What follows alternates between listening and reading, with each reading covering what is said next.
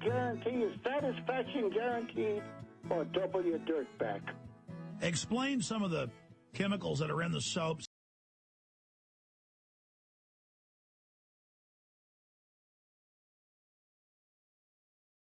And hair care products and all the crud people use. I know I washed my hair after lifting weights this morning with shampoo. Good on-air read. That is smooth. Beautiful. Silky smooth. I know I washed my hair this morning after lifting weights because I'm a strong man. I'm swole. So, Alex has a soap sponsor. Yes. And in order to have him be a sponsor of the show, Alex makes clear that part of the deal is that the owner of the soap company gets to be a guest on his show once a month. All right. I want to know the owner of this soap company. Well, you're going to get to What listen is this? to it. What does this soap company owner believe? Eugenics. I mean, I see the chemicalization of everything part of the eugenics. I know it is. Have you ever looked into Margaret Sanger and the Colgate Foundation and all of that? No. Yeah, it's pretty hardcore. Well, regardless, tell us what on record the detergents and toxic soaps are doing to us. This is a sad Alex because what you're seeing is a guy who has to allow this in order to be sponsored. Yeah, he doesn't of seem course. happy about it. Of course not. This is a mic down clip. Listen to this is how the interview ends. Okay. Marty, give me a quick limerick. There was a young lady of Kent who said that she knew what it meant when men asked her to dine, gave her cocktails and wine. She knew what it meant, but she went. Marty Schechter. That wasn't even a fun limerick. It was bad. That was shit. It was shit. It's Marty Schechter of the soap company. We're an American company making American products with all our people are Americans, and we're very, very happy about that. And when we got the biggest sign in our warehouse here, Alex Jones. That's our God over here because Ooh, hostile work environment. Hostile work environment. I would say I'm as troubled by the Alex Jones is God sign and the we're all Americans here. Yeah. If you'll recall, the last time Marty Schechter was on, Alex I don't. very embarrassingly had to ask him to do a limerick. Oh, that's right. Oh, my God. Here comes a limerick, baby. Hey. Marty, these are stimulus packages. give us a limerick. Marty, give me a limerick. I'm ready. He hated to sew. So young Ned rang the bell of his neighbor instead. But her husband said, "Vi, when you stitched his torn fly, there was no need to bite off the thread." Amazing, my friend. I want to get you back up instead of every 2 months. I want to get you back up next week because What an asshole.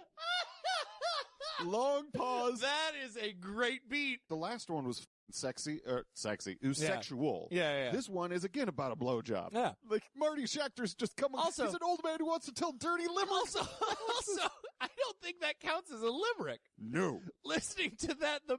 Meter is off. Yeah, yeah. I think he screwed it up in the middle, or I would say at the beginning. Or, But again, at the very moment he thought, I could be the limerick guy. can't wait for his next appearance. He's going to have more limericks.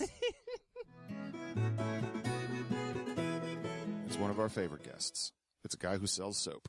Oh, boy, are we going to get a limerick? Marty Schechter Are we going to get a shit? drops by the show, and he doesn't have a limerick. He has a limerick that one of Alex Jones's fans sent him. Oh, God, no. We've got all the phone calls we get, the faxes we get, the emails we get. I even got one guy who more than emailed me. He sent me a limerick. And he says, "'Twas on Alex Jones that I thee found, that sage young man of world renowned, whose Slight hearty rhyme. endorsement gave me hope that I'd be happy with your pure soap." Marty, you're something else. Oof. You're something else. Oh, boy. So Alex thinks that that's the limerick for the day, and he tries to... He thinks he's done with the limericks. So then he tries to end the interview here in this next clip. All right, Marty, that was the first time you gave us somebody else's limerick. Next month, we'll get another one of your great limericks. Oh, I got the limerick all ready to go. We got another minute? All right, we'll come back and get your limerick. Then I'll get into all the news. Folks, stay with us. He's miserable. He hates this so much. Alex tees him up, and Marty Schachter knocks him down. Yeah, real quick, Marty, you're known for your limericks. Give us a limerick. 19th century repeat. There was an old man of Nantucket who kept all his cash in a bucket. Careful. But his daughter, named Nan, ran away with a man, and as far as the bucket, Nantucket. Pa followed the pair to Pawtucket. The man we're still going. And the girl with the bucket. Most and people he said stop to at the one man, lyric. You're welcome to Nan, but as for the bucket, Pawtucket. Then the pair followed Pa to Manhasset, where he still held the cash as an asset. Alex thought he was And free. Nan and the man stole the money and ran, and then as for the bucket, Manhasset. Marty, you're something else. You're one in a million. Take care, my friend. Thank you. Okay. Triple limerick. If there's some hell that I could wish upon Alex, it's just listening limericks. to his limericks. Yeah. Dan and George. I love Satan. It's as if I'm in hell. Feel physically like I'm in hell. I'm living in a nightmare hell here. I'm living in hell. I'm in absolute hell here. I'm not kidding around here. I'm living in hell. You're gonna burn in hell, okay? It's a universe of your own creation, jerk. I know what's going on. I just can't believe it's this bad. I want to see them burn in hell. They can burn in hell, and they will burn in hell. I'm saying you're gonna burn in hell. By the way, I wasn't mad at the crew earlier, and I wasn't even mad at the listeners when I'm saying you're all gonna burn in hell. I need money.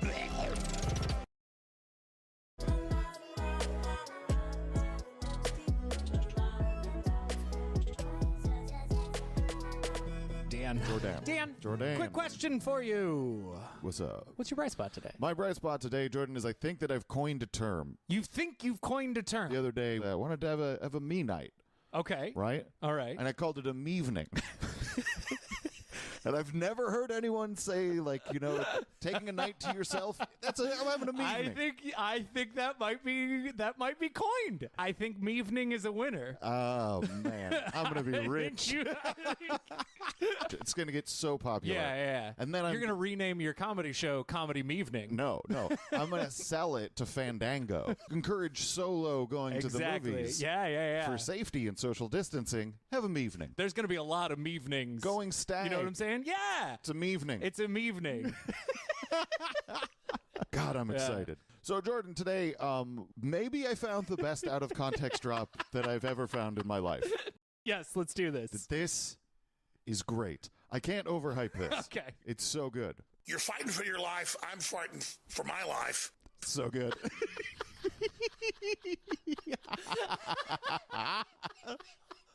Too good. It's too good. It's too good. Oh my God. It's too good. We got to hear it again. Hear it one more time. You're fighting for your life. I'm fighting for my life. It's not. It shouldn't be that easy. It shouldn't be that easy. We've spent our entire lives doing stand-up, writing jokes, trying to be funny, and it's that easy. It's just that easy. Everything that I've ever done trying was wrong. I think Alex saying I'm farting for my life is pretty funny. But what really makes it funny is the pause. The pause where he's like, God damn it. I could fix this. Power through. That Power pause, through. I think is like, it's too late. I just said I'm farting for my life. It's too late. Love it. So good. So good. You could do 2 takes. I was a highwayman. Let me explain what's going on here. The good news is, kudos to you. monetized video channels. And you know what that means? You watch the cartoons, they're monetized. And that's thanks to you. Call your friends and family, tell them, hey, watch this cartoon. We have a monetized YouTube channel. Folks, you can go there, become a member, trying to build a good community. Go become a member right now. If you have a membership, you're part of the team. Anything that happened behind the scenes, you get to see this stuff. I want to see thousands of you go be members. That would help us right there. If you're not a member, it's like they're in a little secret club, like they're in the clubhouse and we're not. They're getting to see what you don't get to see. Go ahead and try to make me look crazy talking about that. I don't care. You're the ones that are crazy. Please become a member. I can't do the show anymore. God, screw this whole place. Screw everybody in the country. I sailed a schooner around the Horn of Mexico. I went aloft to the world that means a little blow.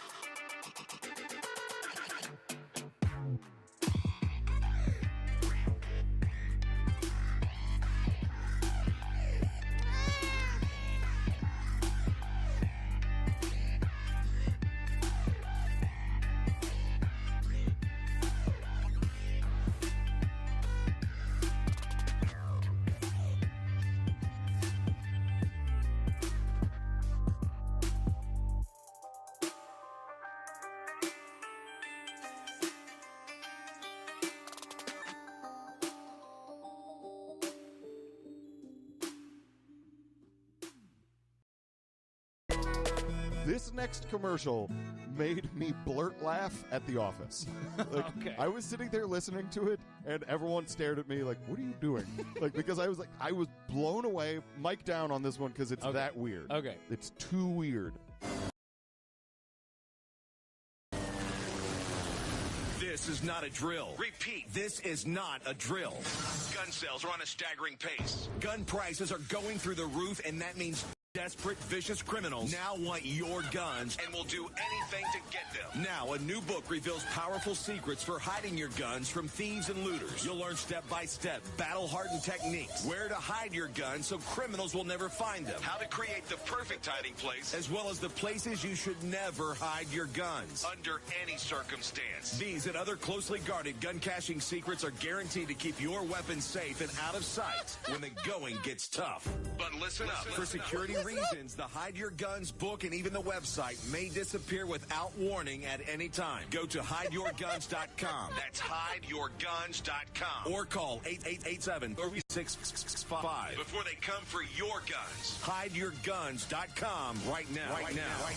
That's bizarre. I mean, it's a book. There's a book. It's a book about hiding your guns. Yeah, and where to not hide them. Under any circumstance. Don't hide Like, them. what circumstance could arise where you're like, well, maybe I should hide this gun in this place, and the book is like, no!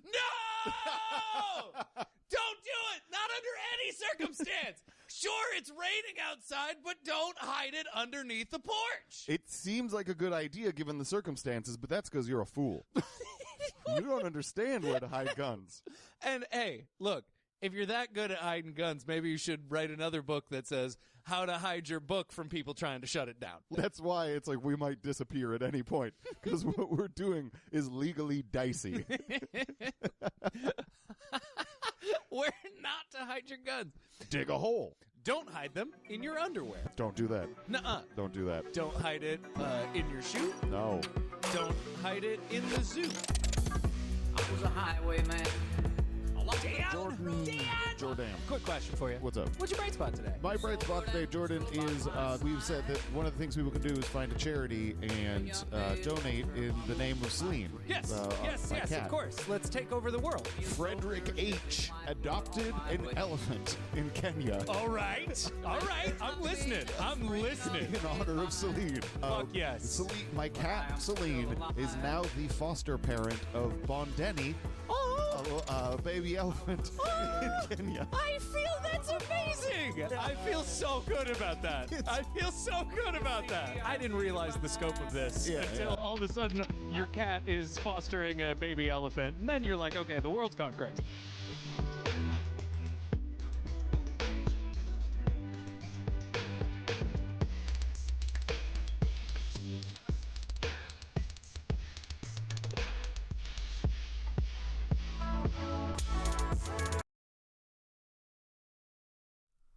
Boom.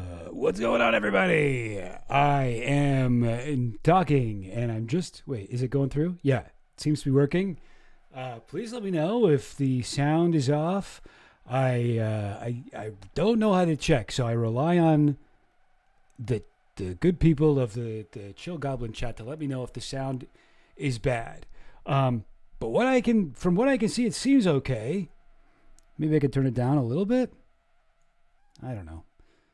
Turn it down like a little touch. How's that? Maybe it's too quiet. I don't know. I know what I'm doing. But yeah, I just wanted to shout out this channel real quick. Kudos to you. Kudos to.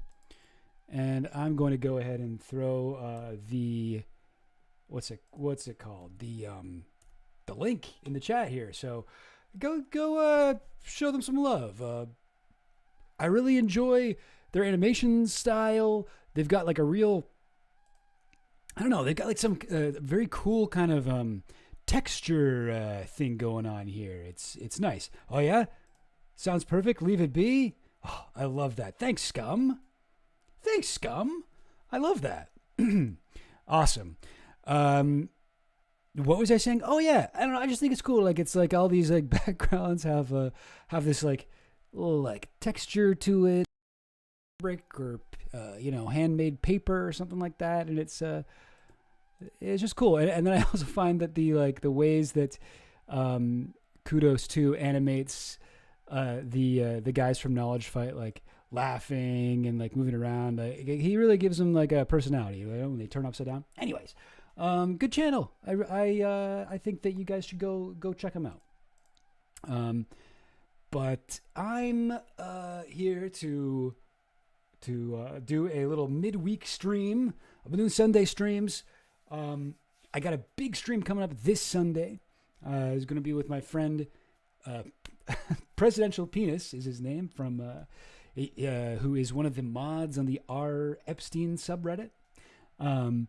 And we're going to be talking about, I think we have a thing sort of planned out where we're going to talk about the women who Jeffrey Epstein and Donald Trump, because Donald Trump and Jeffrey Epstein share a bunch of different women in like this weird way. And we've been doing a lot of research on this particular topic. One of these women in particular, just going to move myself. I feel like this is a little bit off center. That's better, right? So don't miss that one. That was going to be nice. But last Sunday, I started going over Ghislaine Maxwell's interview that she did. Oh, I sound very low? Was better the last stream? Well, shoot. Okay, let me turn myself up a little bit. I mean, okay, now, but I am going into the red a little bit now. But are you able, I Suck at Gaming, are you able to turn up your volume on your computer or phone or whatever you're watching on? Yeah, I don't know. I don't know what to do. But, like, it seems like, oh, 1 second. It seems like there's something going on here. I don't know. I think have I maybe made it so that people can post links in the chat? I think I've done this. So I don't know. Somebody try posting a link. Let's just see if it worked. I'm peeking a bit now. Okay. All right. Okay. Let me go. Let me bring it down. Let me bring it down now. So so I don't want to peek, but I also don't want to be super quiet. I feel like it's kind of tough to get the right mix here, but sorry, I suck at gaming. I'm not sure what to do, but I thought you're okay. Now I can hear some low noise due to the. Oh, jeez. Don't overthink it. Listen, nothing will make me question everything, like people telling me different things about how the sound is going. But I don't want to hear some. I don't want it to be like some kind of like, I don't know, tinnitus situation where you hear like some weird like whine in the background. Is that happening? I don't know. I feel like I'm really getting. Okay, don't listen to the audio files. Okay, yeah. It's okay. Second Gimme doesn't mind. Okay, that's cool. No, I mean, I don't know, guys.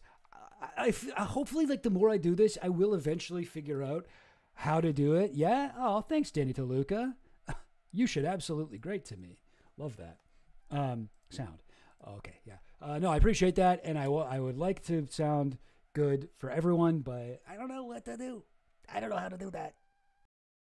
I don't know how to make it sound as good enough. All right. That makes me feel like the sound is terrible. Anyways, guys, I'm just happy you're here, and I hope you don't mind the audio issues that we continuously seem to have. I will get better at this. Hey, listen, I'm new to streaming. I feel like there's only a couple more streams that I can actually say that on, right? Like I don't really, it doesn't make sense for me to be like, oh, I'm new at streaming for the first like 10 streams I do. At some point I'm like, no, I'm bad at streaming. I'm experienced at streaming, but I'm not good at it. So sounds good in your one AirPod? Okay. Hey, this one's going to be like mostly me. So like, I don't think I have too many like videos or audio clips to play yet. So this is going to be mostly me talking. So, just so you guys, that's what we're gonna do. That's what we're in for. The words and the vibes, not the minutia of the setup. No, people like it when people want to hear how the minutia of the setup. Okay, yeah.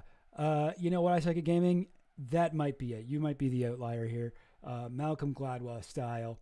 Let's. I don't know. I feel like I'm ready to start talking about the thing. I got this little thing here with all my links, but I feel like it's kind of annoyingly. I don't know. Maybe I'll lose the plugs for now. I feel like it's looks a little bit awkward there. Yeah, the new to I'm stupid or something. Pipeline streaming is real. Okay, cool. You need to take your copium, man. You're too depressing. Samuel TV. Oh. Hey, listen, I'm not trying to be depressing, but I'm glad you're here, and we're all going to have a good time.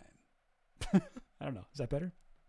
So, if you saw my last stream, you'll know that I went over Todd Blanche's interview with Madam Maxwell, Ghislaine Maxwell, who's been transferred into a low-security prison since this interview. Very weird stuff. But Todd Blanche, bless his little heart, for those of you who don't remember, Todd Blanche is the Deputy Attorney General for, Donald Trump for America. And before this, he was Trump's personal lawyer. He helped to defend Trump against the Stormy Daniels lawsuit. Like he was his personal defense lawyer. And now he's in a very different position where he's supposedly kind of supposed to take more editorial role, although in this particular situation, that is not really what he's doing, I must say. He's interviewing Ghislaine Maxwell. Oh, that's a great question, Mandy Moorhall. sorry, I'll get to this in 1 second. But before I do that, let me just finish this thought. But yes, he's a deputy attorney general, and he's interviewing Ghislaine Maxwell in a very, I would say, like, friendly, charitable, extending her a lot of goodwill, extending her a lot of benefit of the doubt, in a very, like, it seems almost like a calculated PR interview he's conducted with her. It literally does feel like a Joe Rogan interview. You know how Joe Rogan's always like, yeah, no, I never thought about it like that. Like, he just kind of agrees with whatever guest he has. This is the vibe. This is the essentially what we're seeing with Ghislaine Maxwell. Now, I will answer this question. You're doing research for your new book. In your professional opinion, how many penises does Cerberus have? 1 or 3? So Cerberus, the god of the Greek underworld, Hades, whatever. At least from what I understand from my research watching the Hercules movie, is a dog with 3 heads, but he only has 4 legs, and the rest of his body seems pretty much normal, though big. I'm going to say, in my professional opinion, I think Cerberus probably has. I think I'm going to split the difference. I'm going to actually say not 1 or 3 or 2, but 1.5. I think that makes the most sense to me. I think it's like a 1 penis, and then it has like a littler penis coming off of it, like a little branch. Kind of would look like a rabbit vibrator. Anyway, I'm not going to go too much more into that, but that's just what I think. Acting associate deputy. Yes, Mickey makes mistakes. But did he ask her if she ever tried DMT? He comes about as close as you can get to that. Yeah, that's the only thing missing from this that would make this an actual Joe Rogan interview. Ghislaine, have you ever tried DMT? When you were on the island, did you ever try magic mushrooms? Why are we asking this question? How did we get here? Good question, Samuel TV. I know you want me to get right to the stuff, so I'll jump into it. We have already gone over, so I've gone over now the entire interview, both by myself. I haven't streamed it or anything, but I've gone over it, and it's so fucking long. It's like 500 pages long or something. Not quite that long. I think it's like 400 or something like that. And so I've gone through the whole thing, and I took screenshots of all the most important stuff. So in the day 1 interview, which I went over a little bit already, Ghislaine Maxwell, let me give you guys the Cliff's Notes here. I was being interviewed by this dude, Todd Blanche, who doesn't seem to really know much, if anything, about Jeffrey Epstein. Doesn't really seem to be familiar with the case. Doesn't seem to have done much research. Seems like from what I understand, this interview was put together very quickly. Very, very quickly. So Todd Blanche probably didn't have time to bone up on Ghislaine Maxwell. Not everybody is as Epstein-brained as, know more about this case. Honestly, I think before him, I think, who was it that was in his position? Was it Maureen Comey? Who would have been the person to do this interview? I think she would have been a lot better. But obviously, Trump hates the Comeys. Oh no, is the volume slightly quiet? Maybe it needs to go up a teeny bit. I don't want it to like peak. Maybe I'll just like turn it up a bit. There, it's turned up a bit. That feels like it's still not peaking, right? I'm not sure, guys. I ain't know what to do. Yes, actually, good question. Will you talk about the Musk connection at some point? I will talk about the Musk connection actually this stream, hopefully, because Musk is one of the people who perfect. Okay, yeah. No, I turned up the gain a little bit. Okay, great. Amazing. Perfect. Okay, this is how it's going to sound from now on. I hope. But yes, no. Stay tuned, Patty G. We will talk about Musk. I will say, I think that there is like a bit of a misconception. So this is Nice. Speaking of psychedelics. But there is a bit of a misconception with Musk where everyone posts that photo of him and Ghislaine, but there isn't as much that we know of anyway linking him and Epstein as people seem to think. I don't actually know of any other photos of Musk and Ghislaine or Epstein. I don't know of any photos of Musk with Epstein. Or wait, is there one of him with Epstein? Anyway, I'm not quite sure. I think maybe there was a photo of Musk at that people saw at the in the new photos we just got from the New York apartment, but certainly not like, like a Donald Trump or a Bill Clinton type guy. However, Elon Musk's brother, Kimball Musk, who he started SpaceX with, definitely a lot closer relationship to Epstein than Elon Musk. Anyway, is there a second one? Okay, yeah. Did you? Oh yeah, what's up, Rod Weber?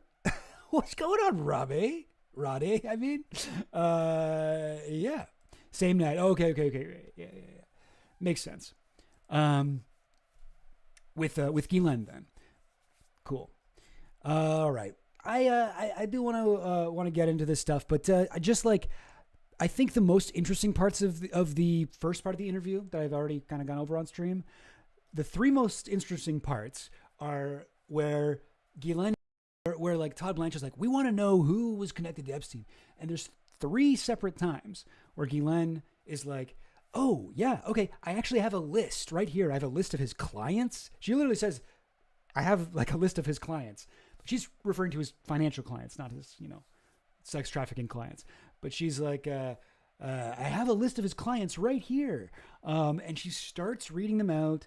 And all three times that she's doing this, she gets interrupted by Todd Blanche. And he shifts the conversation to something completely different. And I'm not even sure if it's like maybe it could be that he's like worried that there'll be something incriminating with Donald Trump or something like that. He's worried, or maybe not even Donald Trump. Maybe he's trying to protect people, or he's just like an idiot. Like I actually don't know. And I honestly, after reading the whole thing, not knowing anything else about Todd Blanche aside from like this, interview that I've read, and I know that he was Trump's lawyer, I can't really tell if he's a moron or if he just is consciously trying to protect people. Because what he'll do is he'll be like, stop reading the names that you've written down. Let me name people and you say yes or no. So it's three separate times that he does that. Yeah, very, very odd. I believe we got all the way to page 126 of day one. So let me just run over to this. Yes, blah, blah, blah, blah, blah. 102. Yeah, okay. Yes, I think we got here. All right. So we're actually going to start on page 126. These are some screenshots I took. Don't mind my Google Docs page here. But yeah, let me zoom in a bit so you guys can read it easier. Okay, there we go. So here is a question about, this is interesting. Todd Blanche says, did you ever know Mr. Epstein to communicate with FBI agents, either like intelligence FBI agents, like as a source, or just generally with FBI agents? That's an interesting question. Like a lot of this is bullshit, right? And obviously we can't trust anything Ghislaine Maxwell says, but she does know things. She does know things that we haven't heard yet. So I do think there are some interesting new things that we can learn from this interview. It's just, how do we separate the, what's true from what's false, and like what's made up and what's self-serving and whatever. Like, obviously she's going to do whatever she can to protect herself, number one. And I mean, maybe even above that, Donald Trump. She knows that Trump is her ticket out of jail if he could give her a pardon. So she is trying to make sure that Trump looks good and she looks good. At the very least. And I think there's probably other people as well that we'll get into that she's trying to make look good. But other than that, like, this is an interesting question. Did you ever know Mr. Epstein to communicate with FBI agents, either, whatever? Was Epstein an FBI asset? He's asking. Great question. I would ask Ghislaine that if I was in this place. Ghislaine, no. Or let me do a Ghislaine voice for this. No, I have two answers for that. I think if he was for real, I think he would have bragged about it to me as a show-off. Because he could be a show-off. And if he wasn't, he might have dropped it like he was cool. And I don't remember him doing either. Now, again, with the caveat in mind that, the caveat in his, before I met him finding money, I think he may have suggested there were some people who helped him, but that's the only context that I recall that in. So she's being very vague here. I'm assuming he told her. So we're hearing this from a bullshit artist, and she's relating something that another bullshit artist told her about a bullshit organization, the FBI. So who knows what's true here? But apparently Epstein told Ghislaine that there were some people who helped him get rich who were, I guess, FBI. Todd Blanche asks the wrong question here. What do you mean by that? When you said finding money, what do you mean? It's a wrong question because Ghislaine has already explained this earlier in the interview. And if you know anything about Epstein, you know one of his apparent jobs before, all of the horrible stuff that people get into is that he was a financial bounty hunter for the very rich. He would he'd find out where their money was being embezzled and he'd get it back for them and he'd take a cut of that embezzled money. Personally, I don't believe that happened. But Michael Tracy said that we can trust anything Ghislaine says. Hilarious. Really? What a maroon. So Todd Blanche, what do you mean by that? When you say finding money, Ghislaine explains to him something that she's already talked about earlier in the thing. But this is interesting. Okay, get this. I think in that context he showed me a photograph that he had with some African warlords or something like that he told me. And I don't remember that's what I interpreted that kind of thing, or whether it was something like that. Very hard to parse this, but that's the only actual active memory I have of something nefarious. Not nefarious, I don't know. I don't even know if it was nefarious, but covert, I suppose would be the word. So apparently Epstein showed her a photo of him with some African warlords and was like, yeah, I worked with, doesn't really sound like an FBI thing. That sounds more like a CIA thing. But it seems like he did try to give Ghislaine the angle that he told Ghislaine that he was working intelligence. Moving on.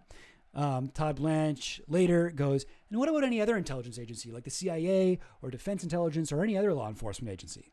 Ghislaine, okay, I don't think so. I think that I don't remember anything like that. I just don't think he had the wherewithal. I think that whole aspect of that is, can I use a bad word? Can I use a naughty word? And this is her lawyer, David Marcus. Yes. Todd Blanche. Yes. Bullshit. Ghislaine's known for being really raunchy. Everybody's like, oh, she was such a dirty mind. Oh, the way that she would just blah blah blah. But I guess this is a little bit of that. Oh, she's so charming. She'd be at the fanciest place and she'd be talking about really dirty sexual stuff.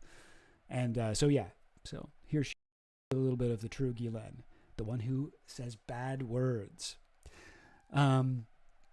So it's interesting. So she thinks that whole thing is bullshit, or at least she wants you to think that that whole thing's bullshit. She goes on, I think he was because I think one of the reasons why he liked me was because of my family connections, or why he liked other people was because they were cool or whatever. And I think that certainly early on when I met him, he would have tried to impress me or tried to show off, if you will. Like he was that guy, and he wasn't that guy. How would you emphasize that? Like he was that guy, and he wasn't that guy. And I think that he would have tried to bullshit me and he didn't. So I think this is interesting. Yeah, I guess what she's saying here is that, and actually this makes sense to me. Personally, I do think that Epstein had some connections to intelligence. But like the way that she's been saying, like, oh, maybe he said he was CIA, but he used to bullshit me all the time. And I just think he liked people to think that he was CIA or FBI or whatever. And she's saying that, one of the reasons why he liked me was because of my family connections, referring to her father, his mysterious death, and his connections to Mossad, Russia intelligence. Yeah, I think that like that makes sense because Epstein did lie all the time. Epstein was a compulsive liar. Like he would tell people he was a concert pianist, tell people he was a brain scientist. He would tell people he would tell people he was CIA. He would tell people he was FBI. He would tell people all kinds of things. There's all kinds of different moments where Epstein would just be completely lying to people. So really interesting. And like I almost believe this part because like it does seem like something Epstein would do. Be like, oh man, this is great. If I keep hanging out with Ghislaine, people are gonna think that I'm like connected to this high level intelligence shit because she is and her family is. It's interesting. I mean, like maybe that was the reason he got with her originally and why he like kept her around, is he enjoyed that connotation. Of course, now that's only driven, conspiracy theorists crazy, but like, I don't know. I feel like there's some truth to this. Moving on. Oh, okay. We know Lynn Forrester, aka Lynn Forrester de Rothschild. She's an interesting lady. So here's Lynn Forrester. She's a billionaire. She's like really good friends with the Clintons. And she's also really good friends with Jeffrey Epstein. Here she is with the Clintons. That's her, Lynn Forrester. And, I got a little draw thing. Let me try this. So here's Lynn Forrester. And here's her husband, Evelyn de Rothschild. He's a Rothschild. What does he do? He does something for the Queen of England. Like he's in charge of, I don't know, banking, something or other like that. But yeah, so she is, nice people, according to people I've asked about her, Bosch. Wait, are you still talking about, you're talking about Ghislaine. Sorry. I haven't been watching that thing. I mean, she does seem like genuinely very charming. And like, Epstein obviously had his own charisma, but Ghislaine, people really liked her. If you read like Vicky Ward's reporting, especially, it's kind of like there's one article she wrote about the whole thing where she was like, and Ghislaine, full disclosure, I like her. I think she's cool. I was like, really? Has not aged well in the light of 2025. But anyways, yeah. So Lynn Forrester de Rothschild, this is who we're talking about. Billionaire, friend of the Clintons, friend of Epstein's.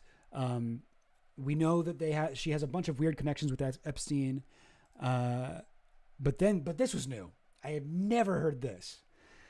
So Lynn Forrester, this is Ghislaine talking. So Lynn Forrester, who was a client or some type of client, like a financial client. I think she actually tried to date him or might have dated him. For the record, she was in... Do you want to ask me something? No, go ahead. Okay, she had a house, so she rented a house in the Vineyard. That's Martha's Vineyard. I think it was in the Vineyard or Nantucket. I can't remember which one it was. It was one of those.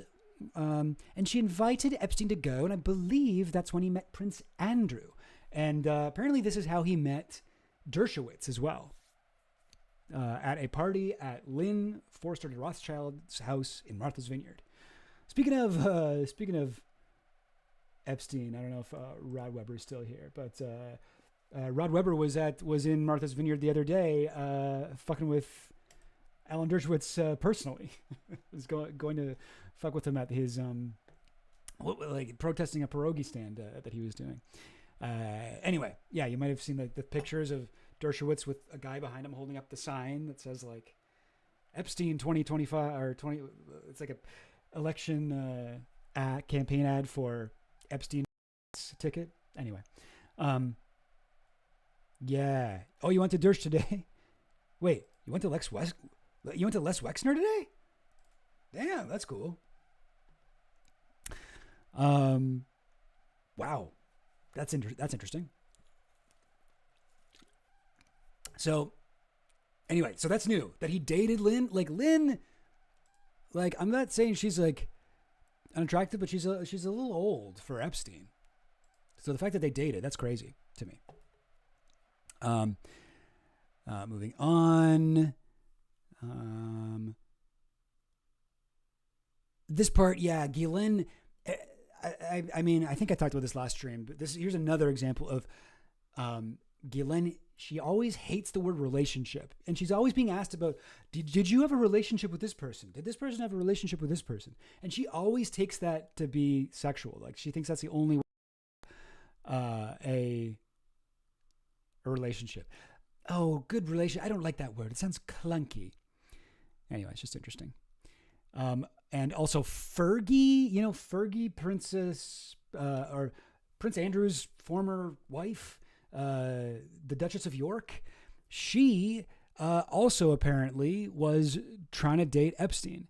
It says they're talking about how Prince Andrew and Epstein met. And through Sarah, actually, I think Sarah's the one that pushed that. I know this because I was annoyed and I felt left out. I felt disrespected and I was like, this is weird. Couldn't even imagine Epstein and Andrew together. And I thought that Sarah was trying to put the moves on Jeffrey, if I'm being honest. And I thought the whole thing was annoying and I was pissed off. So that's annoying. Yeah, this was in the 90s that she's talking about. The late 90s, I think she's saying, 99 or so, when Epstein met Prince Andrew.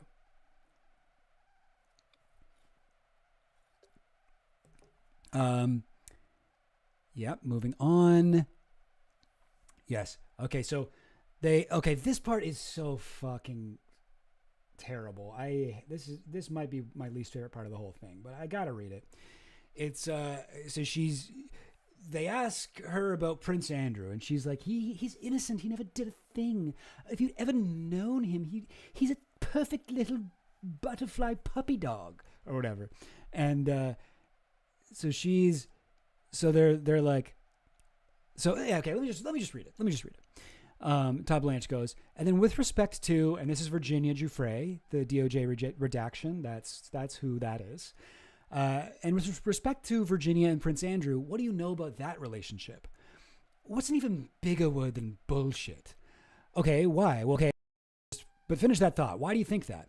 I'm going to tell you right now. I'm so happy to tell you. I'm excited. I'm beyond excited. So the allegation, I have to go with the allegation. The allegation was that at my house in London in March, whenever that was, 2001, I believe, we went to London, especially so that Virginia could have a relationship with Prince Andrew, and she was paid a vast amount of money for that purpose. Okay, and then that she got in my bathroom in my house in London and had sexual relations with him, and then went into my guest room and had full-blown sex, and then left my house, or he left, and she felt used and disgusting. And a photograph was taken of them just before all these events took place in my study. That is what is the story. Oh, and then after that, she met him several other times. But we'll come to that. This is where it allegedly started. And then her lawyer interrupts, and they went to Tramp. Oh, right, we went to that night. Oh, we went to dinner, right? Went to dinner and then to Tramp. So, okay. So the first thing about that weekend, that specific weekend, was it was my mum's 80th birthday, and I was in the country. And I have some corroborating evidence for that. Blah, blah, blah, blah, blah. She thinks that this couldn't have happened because it was her mom's birthday. Second reason why is that I think it's the second reason why Prince Andrew's innocent, I think it's absolute rubbish, is that Prince Andrew, the idea of him doing anything of that nature in my house, is the size of this room, is so mind-blowingly not conceivable to me. As the man, or what, I can't even know. David Marcus, that's Ghislaine's lawyer. Is there any way that it could have happened? No. David Marcus. Okay. Leah Safian, another one of Ghislaine's lawyers. Describe the physical pain. So you can tell this is something that, the lawyers have planned this out, right? The lawyers have been, prepping this. They've been making sure this is your chance to get out your side of the story here. This is not a trial. There aren't going to be cross-examinations. This is a chance for you to just spew bullshit, to make your thing, and you're probably going to get pardoned, and so just say your side of the story, and here is exactly all the points you need to hit. And you can tell sometimes she sort of misses things. You forgot to mention the nightclub. You forgot to mention this. You forgot to mention the physical pain. And then she'll go, oh, yes, the physical pain. So my house was tiny. I think it's 900 square feet in total. So maybe, is that right? Maybe 9? Leah Safian. Yes, that's right. 900 square feet in total. It is on 3 floors, however. Okay. It used to be a stable for a horse. It was a stable for the big house. It was a little poor man's home behind the rich man's home. It's a jewel. So it's like her family has like a mansion, and then there's like a servant's quarters nearby that Ghislaine turned into her apartment. Poor man's home behind the rich man's home is how she describes it. Okay, so you're probably picturing like a little tiny cramped little house and a little tiny cramped little bathroom, right? Where she says that they had relations in the bathroom. First of all, the bath is an old Victorian bath. Okay, what, you can't like assault somebody if there's a antique piece of furniture in the room? Like, what does that mean? I'm quite small. It's tight for me. I put my brother in there to see what would happen. Weird way to put that. And it looks like a blivet, which is a sausage in like a very tight skin. What? What, your brother looks like a sausage? What are you talking about? So her description of whatever the two people were doing in the tub, that wouldn't work. The bathroom itself is so small, you can't lie flat on the floor. So it couldn't happen on the floor because you physically can't. This bathroom is too small to even be on the floor. Okay, so that, and also, good point, DM Collins. We should make sure that we are aware of this. Virginia Giuffre just recently passed away. So she is not even around to defend herself. And Ghislaine spends a large portion of both days of the interview just shitting on her legacy, saying she's wrong, saying she's a liar, saying she's whatever, which is weird because if she was lying, you think she would have been able to prove it in court and she wouldn't be in prison right now. And also that's just one of the women who's accused Ghislaine of unspeakable acts. Okay. So you're probably picture what you think Ghislaine's talking about here: a tiny bathroom, a tiny bath that you could not possibly commit any assault in. By the way, I don't know if I have it here, but Virginia's version of events, without going into detail here, I believe Virginia just said he started in the bathroom and then we moved into the bedroom and he continued to assault me. Like he doesn't even like specifically, like she doesn't even say like any specific thing happened that you would need a lot of space for. But all that aside, this is what Ghislaine thinks is going to prove to people that Virginia was lying. Are you ready? Well, here we go. So back in 2023, I think. 2023, Ghislaine Maxwell's brother Ian posted this creepy ass photo of himself and a girl in the bathroom at Ghislaine's house he is wearing a mask of Prince Andrew's face, and she is wearing the face of Virginia Giuffre from the famous photo from like Ghislaine's house. Apparently it was taken like right before this took place. Now, like, that is not, first of all, is that a Victorian tub? That does not look like a Victorian tub. That looks like, I don't know. Does not look that fancy. I mean, I guess it's got like crown molding or something on the side, but like, I was picturing like some kind of tub with like claw legs or whatever. You know what I mean? Like that just looks like your average, like, shitty apartment, like tub that your landlord gets. I don't believe Ghislaine straight up calls her a bitch in this interview. I don't think so. I don't remember that. I feel like that would have jumped out at me. But she effectively does. But yeah, so this is the tub she's talking about. I mean, like, that is not like, what kind of tub? Yeah, like that's a big tub. That's actually a big tub, Ghislaine. She's acting like it's like the tiniest tub. And I mean, like, Virginia's fucking testimony wasn't even that like they had or anything like that. Like, it was just like he started assaulting me in the bathroom and then we moved into the bedroom. I think that was it. But even if it was like, I've had sex in smaller tubs than that. Like, I'm not saying it's comfortable, but like, this is not a fucking like, she doesn't have Virginia exactly dead to rights here. Like this does not prove anything. Like even the son here is like, this is the bizarre stunted picture Prince Andrew hopes will scrub clean his tarnished reputation. No, man, not at all. Okay, but it gets worse. So not only is the tub too small, but she goes on, and then the kicker of all kickers. So, oh, by the way, so these are so all the reasons why this couldn't happen was, number one, it was her mom's birthday that weekend, Ghislaine's mom's birthday that weekend. Not really sure why that means that this couldn't have happened. Number two, Prince Andrew is like a sweet guy who would never do anything. Number three, the tub is too small. No, it's not. It's big. It's a big tub. And number four, this is number four, the kicker of all kickers. Ready for this? This is the kicker of all kickers. The kicker of all kickers is that because the bathroom was so small, I decorated it to try to make it look huge, which meant I put mirrors the whole way around it. As you can see, there are mirrors there. Okay.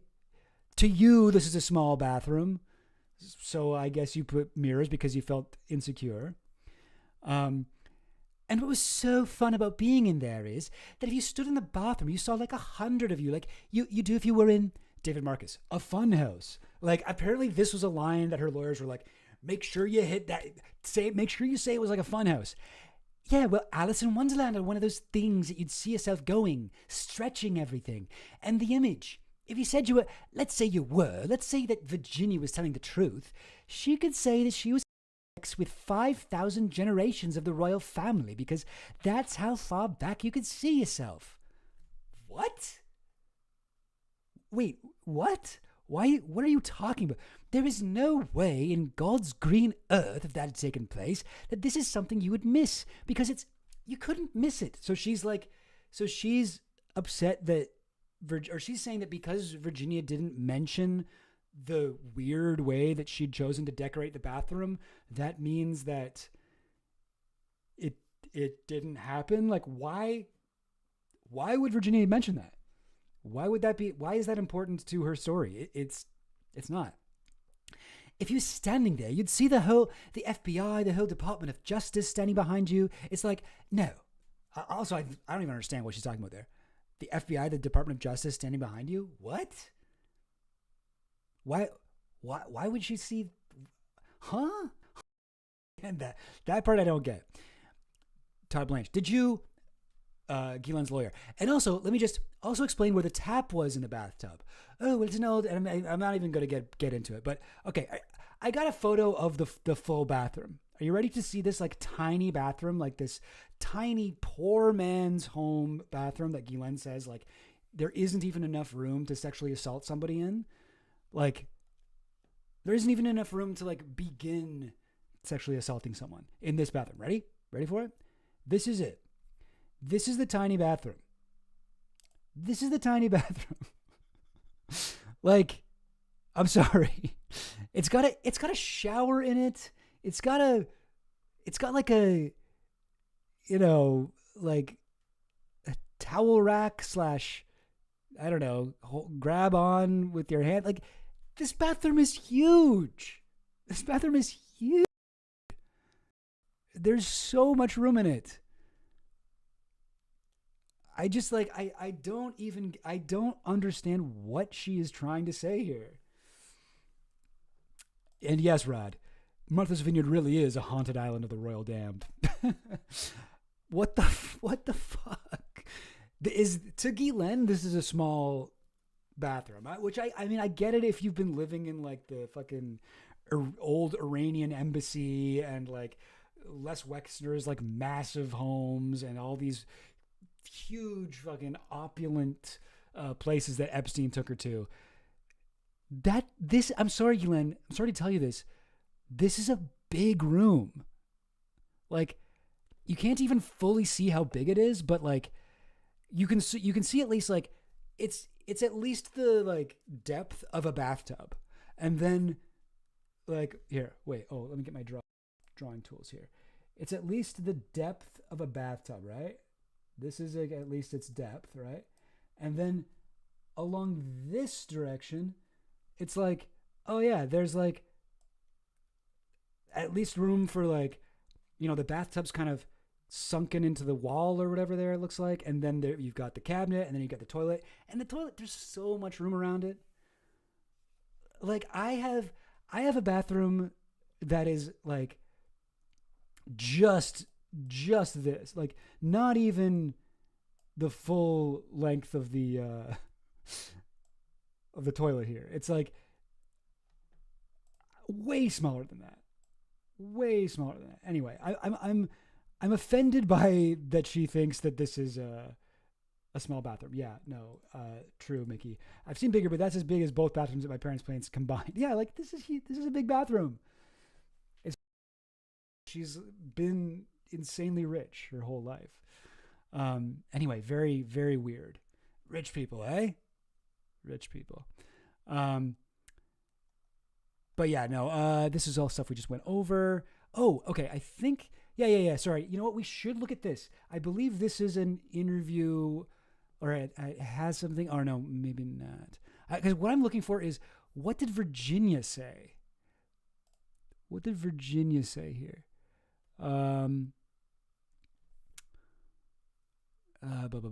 Okay, here it is. Miss Giuffre, also this is written in such a gross way, but Miss Giuffre claimed she and Andrew frolicked in a Victorian-style bath at Ghislaine's Muse house in posh Belgravia, March 2001. But now the Maxwell family protests that the tub is too small to have sex in. Last night, Miss Giuffre's friends blasted. They're having too much fun with this. This is the best Maxwell's side can do in defense of Prince Andrew. It's laughable. It's a disgusting attempt to discredit a victim of sexual abuse. It would be risible, if it were not so offensive.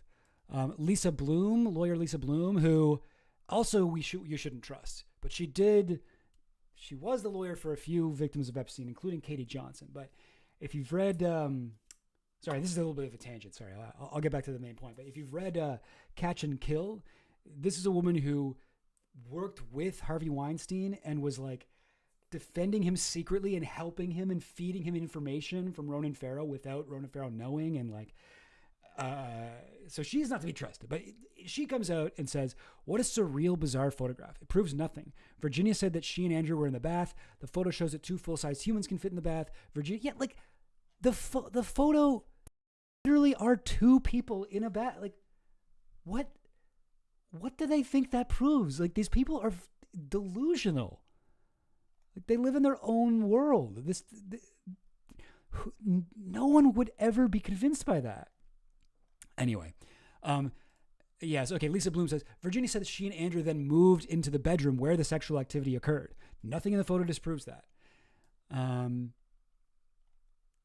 Yeah, very, very bizarre. And I agree, like, first, last, first.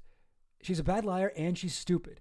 This is the vibe I get from Ghislaine. Like she likes to say like, oh, I'm smart, I'm educated, I'm very, very intelligent person. I'm oh, I have a British accent. Oh, I'm very posh. Oh, my family was very wealthy and through embezzled funds when I was growing up. So I'm actually quite smart. And I only enjoy hanging out with other smart people. Whatever. But like she seems kind of stupid, you know? I do get that vibe from her. I think she's like charming. I think she has like, you know, a certain kind of like emotional social intelligence maybe. But yeah, I don't think she's a good liar. And we're going to see plenty more examples of that. But this is like got to be one of the most transparently obvious ones. Oh, I'm so excited to finally tell you. Yeah, if this was going to convince anyone, then you wouldn't be in prison. You would have been able to prove that Virginia was lying. But no, even your photos prove that you're wrong, that you're whatever. It's so stupid. Anyways, yeah, Virginia Giuffre. Another thing she does with Virginia, and she's done this before, she says that Virginia got the month wrong. I didn't take a screenshot of that part, but she says Virginia got the month wrong. Virginia must be lying about the whole thing. Another point, she was really pissed. A really funny one was like, Virginia says that she was 15 when I recruited her to be a masseuse. She was 16. And it's like, okay, that's still underage. What are you doing? Like, why would you think that? Oh, I maybe should have taken a picture of this part. There is a part where she says, did I not? 143. No, I suppose I didn't. Oh, yeah. Oh, yeah, I did. Sorry. But yeah, she goes, the second thing is, I'm so excited to tell you this. There's a journalist. I know you guys are quite, well, I don't know. The fake news is at work here. So she's like, she's throwing in fake news there. Like, obviously, this is one of those things where it's like, there's only one audience for this, and it's Donald Trump throwing out the thing. And so she claims there's a journalist called Sharon Churcher, a lawyer called Brad Edwards, and Florida prosecutor. This is Marie Villafana, I think. And so she thinks that these three are in cahoots. So Sharon Churcher is a Daily Mail journalist who wrote a bunch of the articles, was one of the first people to interview Virginia when the FBI wasn't doing anything, nobody was doing anything. None of the respectable newspapers would interview her, New York Times, yada, yada, yada. Virginia was able to go to the Daily Mail, this like garbage tabloid magazine or newspaper in England. And they did interview her. Sharon Churcher was the interviewer there. Brad Edwards was Virginia's lawyer. And the Florida prosecutor, this is Marie Villafana, who was one of the people who was part of the decision to let Epstein get away scot-free. Or, not scot-free, but with like a slap on the wrist, let's say, in 2009. And Brad Edwards has, I remember in his book, he talked about how, like, when he's doing like dedications or whatever, he's like, oh, Marie Villafana, like, I know your story, and no one else knows your story, and you are a good person, and you only wanted the best, and you weren't one of the guys that fucked over, like, all the victims of Epstein and let him go free. You hated that happened.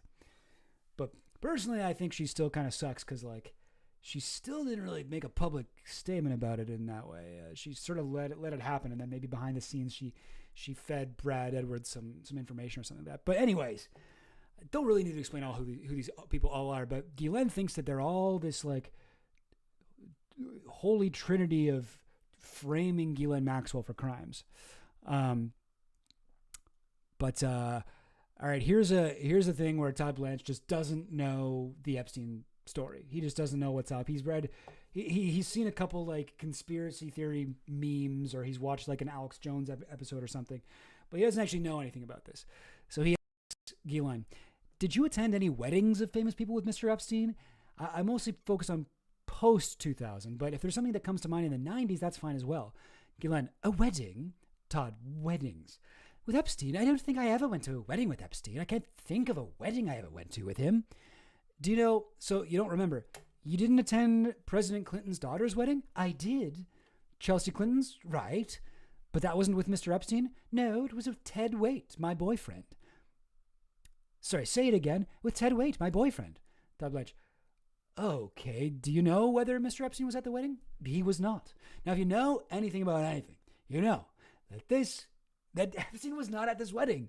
Ghislaine, this was in like 2009, I think. And Ghislaine was photographed at the wedding. This was long after Ghislaine had left Epstein's orbit. So he's like, I'm just like amazed that he doesn't know this. But I guess, I mean, like, give him a little bit of a break. Like, not everybody has terminal Epstein-brain. But he's just like wasting time. He's just wasting time. Why would this be the guy you send to interview Ghislaine Maxwell? Okay, maybe I'm being a bit too harsh there, but I don't know. It pisses me off. So again, Todd Blanche wants to name some names. There's some names that have been publicly associated with Mr. Epstein that I just want to ask you. Piers Morgan is friendly with who? With Mr. Epstein? I have no idea. Never. I doubt it. Like, I think Piers Morgan is in a photo with Ghislaine, but never associated with Epstein. So it's just funny that he's going there. This part is, oh man, clearly trying to throw a bone to the QAnon crowd. He's naming more people where that she might know. He goes, "Did you ever meet JFK Jr.?" So this is who QAnon believers. This is such a fucking weird thing, but like, actually, QAnon is sort of divided, or was divided when it was more of a thing. There the people who thought that JFK Jr. was still alive and was going to come back, and some of them even thought JFK Jr. was Q. And then there are the people who are like, no, guys, shut up. That's stupid. That didn't happen. Including Q. Including the actual person writing the Q post was like, guys, stop asking about JFK Jr. He's not alive. I'm not him. He has nothing to do with this. Even Q was like, this is stupid. But somehow JFK Jr. is still like a major part of their lore. So anyway, so Ty Blanche asks her about JFK Jr. Did you ever meet JFK Jr.? Yes. When was that? I bet I'm at Andrew Cuomo's wedding. No, Carrie's wedding. Who did Carrie marry? Oh, Andrew Cuomo. Yes. Ty Blanche. Okay. Andrew Cuomo's wedding in, so when would that have been approximately? 1990. So before 1999. Something like that. Wait, 1999? Wait, didn't JFK Jr. die before that? Hang on. JFK Jr. Oh, he died in 1999. So, okay, so I guess she could have July 16th, 1999. So he would have died around wedding season. What am I doing here? What am I looking for? Oh, yes, the the thing I've been going through. 1990, 1999. Oh, okay, let's find out when Andrew Cuomo got married. Andrew Cuomo, Carrie wedding. Carrie Kennedy. Oh, Andrew Cuomo married a Kennedy? I didn't even know that shit. Oh, yeah, okay, 1990. So that makes way more sense then. So she met JFK Jr. in 1999, but that would have been before you met Mr. Epstein. Oh, maybe, yes, because she says that she met Epstein in 1991, and that does line up with what we know. Did you have any sort of a professional or social relationship with John F. Kennedy Jr.? I fancied him. You what? I thought he was very attractive. Oh, you fancied him. Sorry. Besides him finding him attractive and fancying him, do you have any sort of, social relationship with him? I mean, we knew each other. I thought he was wonderful and fun, and I enjoyed meeting him. But we went out. I want to say we had a dinner too, but obviously I was very excited, but that was it. So I feel like, I don't even know what, the people who are still Q-pilled, I don't know what they're going to think about that their boy went on 2 dates with Ghislaine Maxwell. That Junior was Maxwell's one that got away, But yeah, I don't know what to do with that myself. Crazy. Are there pictures of Ghislaine and JFK Jr.? I didn't know that. Let me see if I can find those. Ghislaine, JFK Jr.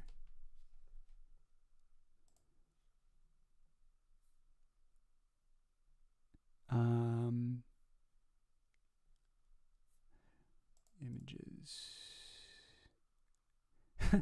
Sexual hookup with John F. Kennedy. Is this from, yeah. OK Magazine has exclusively learned this.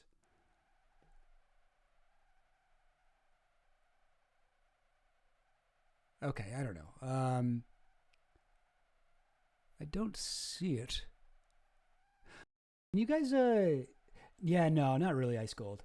At this point, they're the Q, the people who, Q sent us, QAnon, blah, blah, blah. There's not too many of those left. There still are a lot, like some of them, but like a lot of the big Q influencers have pivoted into a lot of them just pivoted into overt Nazism. But yeah. But there's still people there. There's still people. I mean, fucking Kash Patel was a QAnon guy. Now he's the FBI director. Crazy. I don't see anything here. But if you have a link, try to post it in the chat. Also, guys, did we figure out, can people post links in the chat? I've been unable to have people post links, but I think I maybe fixed it. But if anybody can find that link, let me know. That would be interesting. Did Ghislaine Maxwell and Jeffrey Epstein know Alan Dershowitz? There's a whole section on Dershowitz that's like, why are you asking this? Dude, did you know Alan Yes, of course she knew Alan Dershowitz. And then he goes, did you know one way or the other whether Mr. Dershowitz got a massage at the island or any of the locations he was at with Mr. Epstein? Dude, why are you fucking wasting our time here? We don't need Ghislaine to tell us if Alan Dershowitz got a massage. Alan Dershowitz has he himself has talked about getting a massage. Like, crazy. But and even then she's like, I don't remember anything about him ever getting massaged. I don't ever have any record. I don't believe I ever even saw him in a bathrobe. I have no knowledge of that. So here's Dershowitz on The Hill Rising. He was like, I've had very, very few massages in my life. One at a house by a middle-aged woman who gave me a shoulder and neck massage, which I hated.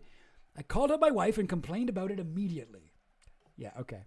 Yeah, exactly. It's like, why are you asking her this? We have it from the fucking Dersh's mouth here. And there's also this, which I find very interesting, the Juan Alessi interview, one of Epstein's house managers who once shared an office with Ghislaine Maxwell, like Epstein's butler. So this is his deposition. When Mr. Dershowitz was visiting, how often did he come? He came pretty often. I would say at least 4 or 5 times a year. And how long would he stay typically? 2-3 days. Did he have massages sometimes when he was there? Yes, a massage was like a treat for everybody. If they want it, we call the massage and they have a massage. Interesting. Like, it's funny, like, a lot of these guys that people are like, this guy is definitely like, oh, like, Bill Clinton for sure with Jeffrey Epstein was like a client of his, like, whatever, pimping thing. Well, I think, Kian, since you're a mod, I think that you are able to post links. But yeah, oh, that's funny, DM Collins. In my life, I keep seeing people who are not technically QAnon anymore, but it's like post-QAnon the way maybe post-punk is to punk, i.e. it's the same people, but less hard, more jaded. That's a great way of putting it. That is a great way of putting it. That is pretty much what it is. Sorry. What was I saying? Oh, yeah. I was just going to say, like, Dershowitz, like, he seems like the guy over, like, almost anyone else that Epstein was trafficking children to. Dershowitz was hanging out with Epstein constantly. Like, he came pretty often. I would say at least 4 or 5 times a year, stays for 2 or 3 days. Like, this guy's, like, got a job. He's, like, a Harvard professor. He's a lawyer for the worst people on earth. And this is just one of Epstein's properties.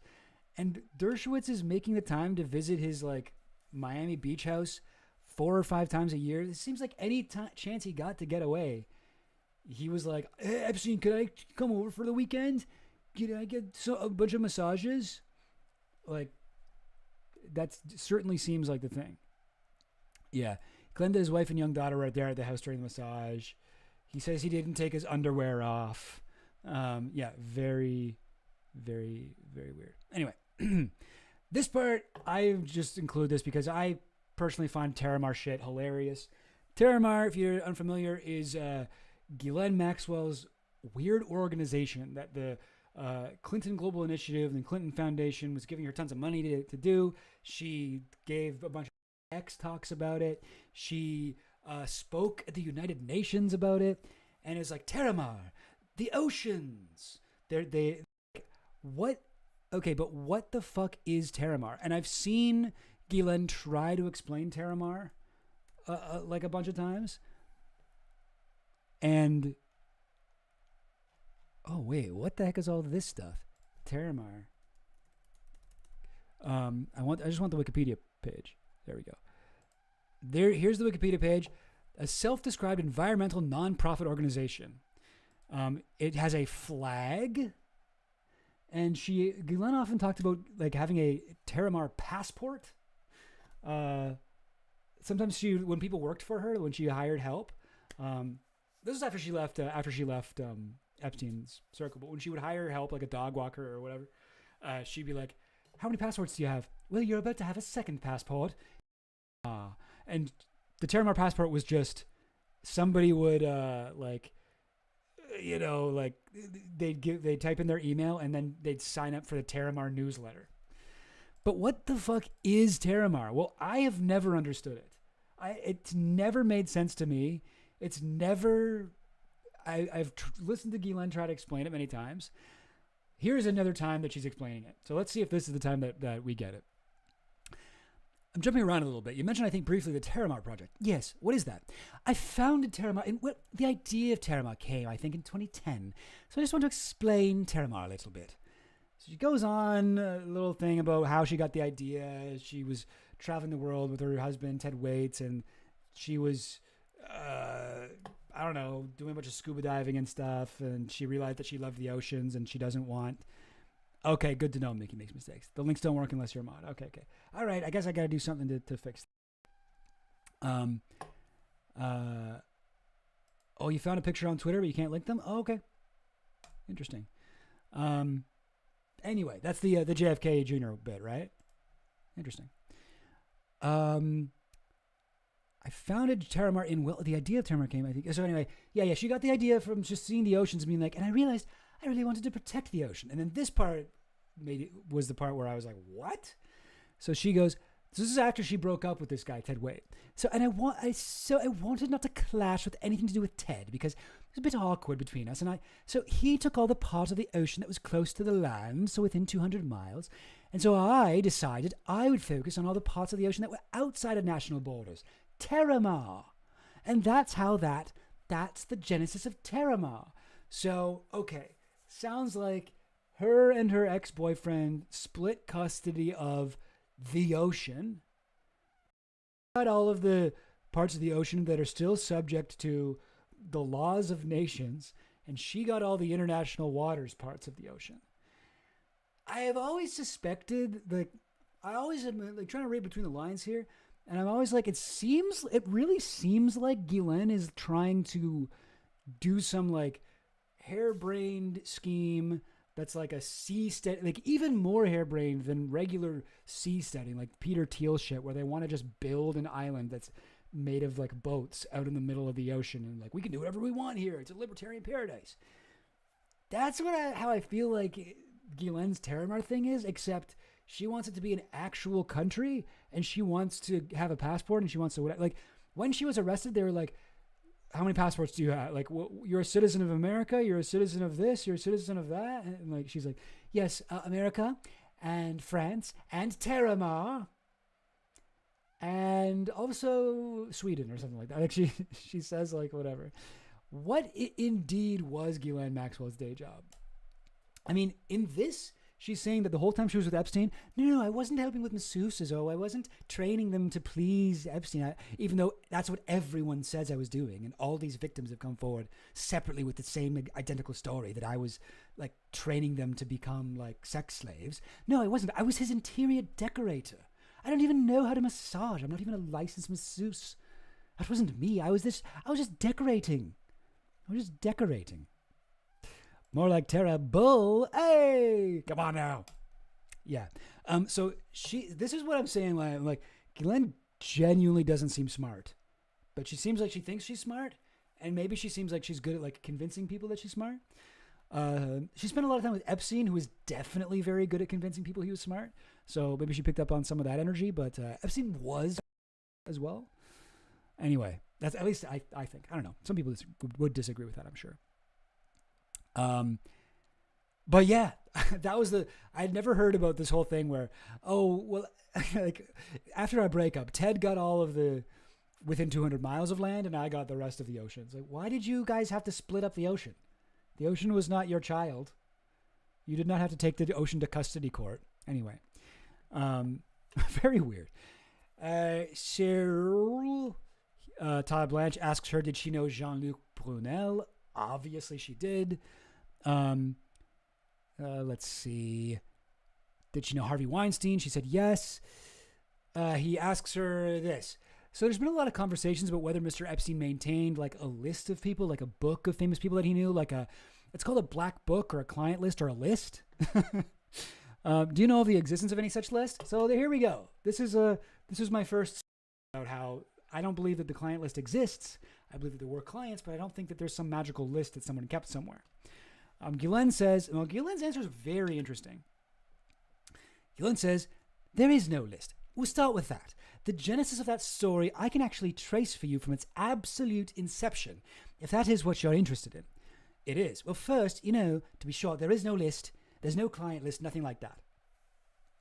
Okay. So far I'm like, And I thought that Ghislaine's list had originated, had started during the Ghislaine, had started, when I say that, I mean the meme of the list, the idea that there is an Epstein list. I thought that it had started during Ghislaine's trial, because that's when it started to sort of come up in all these right-wing memes and stuff. And the Epstein client list released, and it would just be a list of Beyonce, Obama, blah, anyone who the right wing hates, most people or just liberal politicians. Obviously not Donald Trump, Hillary Clinton, a bunch of people who were definitely not associated with Epstein at all. So she says there's no list. But then she says the origin of the story, I believe, begins, or it has a beginning in 2009. We'll just start there. In 2009, Epstein is, I think, out of jail, and there are civil suits taking place. Many of these are coming out of disgraced law firm Rothstein, Rosenfeld, and Adler. So so a couple things going on here. I'm not sure how much I should bother explaining, but so she goes on to say that this was the law firm that employed Brad Edwards, the lawyer Brad Edwards, the law himbo that represented a bunch of the lawyers, who I think is cool. I like him, and his book is good, but he is a bit of a himbo. A jock. Brad Edwards, lawyer. This guy. He's good.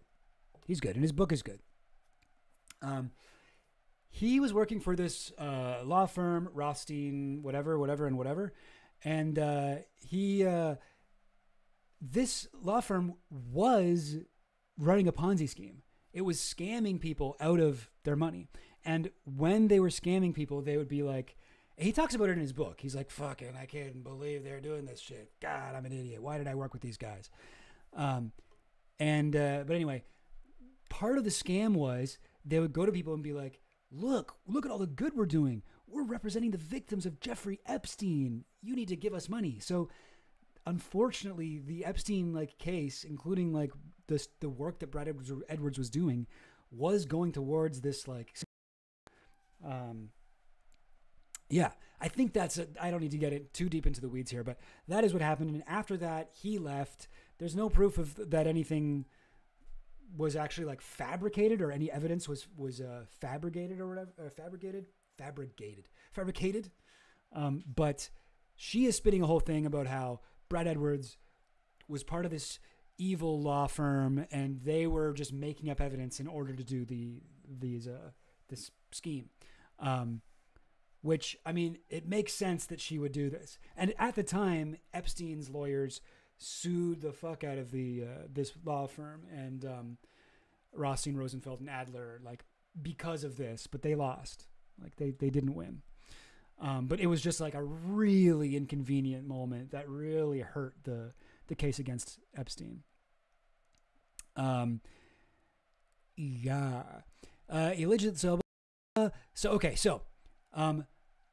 The FBI gets a call in October of 2009 from Brad Edwards. He allegedly tells him that he's come across a piece of evidence that belongs to Epstein that contains a list of all his clients and victims, underage girls, massage therapists, and the men who are having sex with them. And Brad Edwards, becomes a cooperating witness. Leah Safian, the lawyer, interrupts, confidential informant, confidential informant for them, and in a sting operation obtains the list from a former butler of Epstein's called Alfredo Rodriguez. It becomes evidence in the civil suit. Sorry, I got to work on my accent here. So that is true. That is true that Alfredo Rodriguez stole the book, the Epstein's Black Book, the famous Black Book, and he stole it from Epstein, and it was apparently his insurance policy. But he very stupidly tried to sell it to Brad Edwards. And Brad Edwards was like, that's illegal. You're not allowed to sell evidence for a criminal trial. to me. Do not do that. It's illegal. And like, at least according to his book, like he was like, don't do it, man. And he did it. He got it. But it was a sting operation and they ended up arresting Alfredo, but he got the book off of him. And Alfredo, this is always an insane stat. Alfredo, how much time did he do in jail?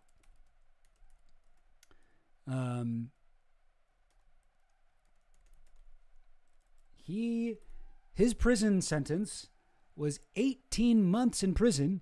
That's longer in jail than Jeffrey Epstein got for, running a vast pedophile sex trafficking network. Just a little fun facts about this thing. Alfredo Rodriguez, and he gave them so much stuff. So this book, actually, I took a quote from Relentless Pursuit, Brad Edwards' book. I took a quote from that about this. So this is what he said about the book.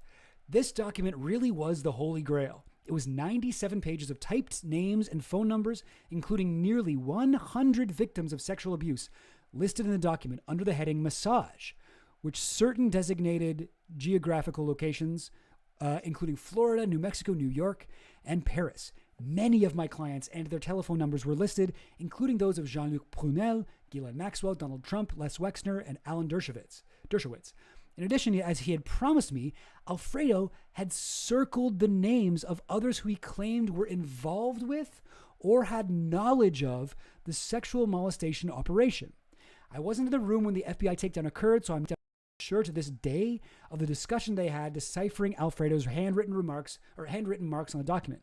But several of the names of those I'd suspected and whom I'd subpoenaed months prior were circled. So that is like close to that is almost a client list. It's a list of people who Alfredo Rodriguez claimed were involved with or had knowledge of the sexual molestation campaign operation. And yes, Mark J7 828. One of the interesting people Rodriguez circled was Courtney Love. That is true. And in the massage section for California, after one of the girls' numbers, it says Courtney Love. Oh, it does. I didn't even notice that. Okay, well, I actually have the link. Later on, I have it here. So, yeah, I mean, we don't need to go through the entire book, because it's like, I don't know, 95 pages. But you can scroll through. Flavio Briatore circled, Brunel Jean-Luc. So he circled stuff. He also wrote some notes and put stars and arrows and shit in the book. This, by the way, what you're looking at is the unredacted version that we've had. Oh, Elie Wiesel is in there. That's funny. I didn't even know that. But this is the unredacted version, so it has all the phone numbers. The version that the Trump White House released is the Epstein files were like document release #1. It was this, but all of the numbers were censored out.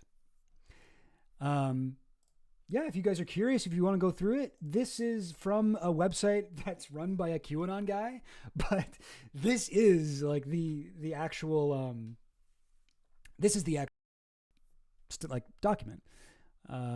So don't mind that. And I like the website because it lets you search names in the document. But what I really want to show you is, oh, here's another one. What was it? Peter Soros. Peter Soros is in there. Okay, we'll get more into the book in a second, but let's just go to the end here. So the very end, there's some handwritten notes, right? So here's visitor's massage. Is this the part where you're saying it says Courtney Love's name? In the massage section for California. Oh, you're saying in the massage section in the book, not. I like how he circled Jeffrey Epstein's name. He's like, this guy is important. This guy's important. Oh, thanks, DM Collins. Yo, that's great. And by the way, if you're broke, please don't worry about sending me super.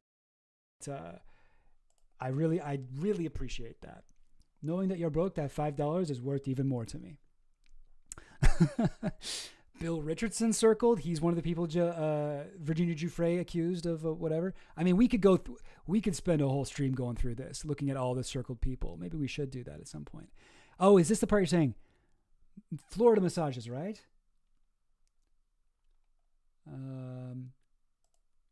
California massages.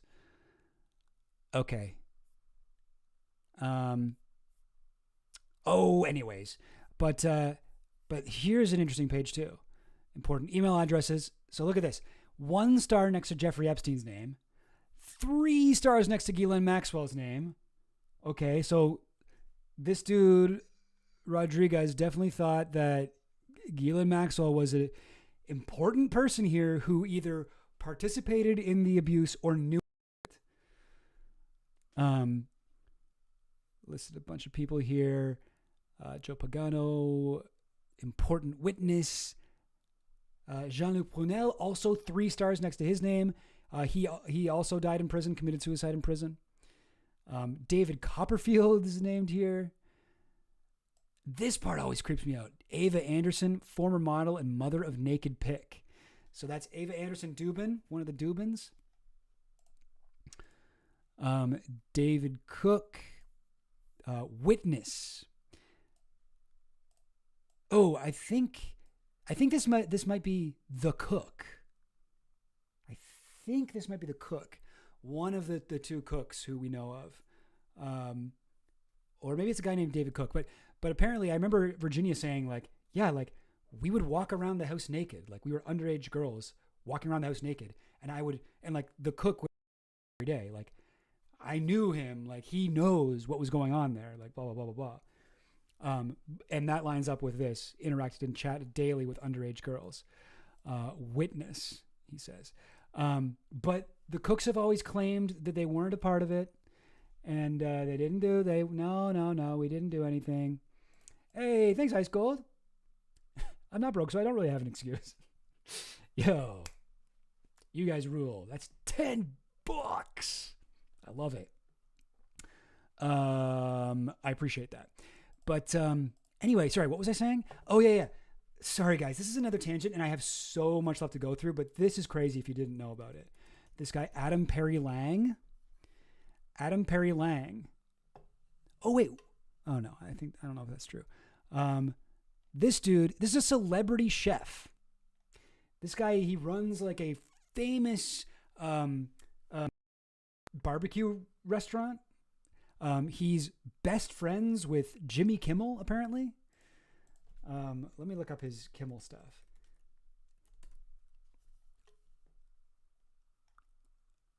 Yeah, so here he is with Jimmy Kimmel. This is another one of Epstein's chefs. And he talks about where did you learn how to do barbecue? Well, I had a very rich employer who had me working on a ranch. And I talked to the people on this New Mexico ranch and blah, blah, blah, blah, blah. And he just never mentioned that was Epstein's Zorro Ranch. He just never mentioned that. Isn't that crazy? And he's never come forward to do anything. And it's like, fuck you, dude. Like, you have information and you are like ashamed, but like still here he is on the Jimmy Kimmel show. Yeah, he's a celebrity chef. Apparently he makes really good barbecue, but he knows about barbecue. He learned at the property that Epstein bought so that he could impregnate a bunch of young models and seed the world with his DNA. That's crazy. Here's another shot of him on the Jimmy Kimmel show. Anyway. All right. Sorry. I got really sidetracked there. Don't know why. Let's keep going with this because this part is quite interesting, right?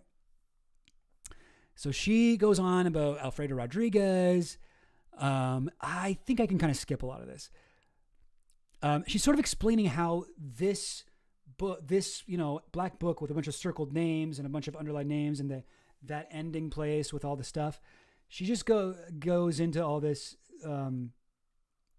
stuff about this is where the idea that there is a client list came from. And for some reason, I never put this together, but it makes so much sense. Like I actually think this is probably true. This is where the idea of a client list came from. She's saying that Rothstein's firm asked her then boyfriend, which would have been Ted Waite, for $10 million. That's an allegation of blackmail. I'm not sure if that's been proven. That's crazy if they did that.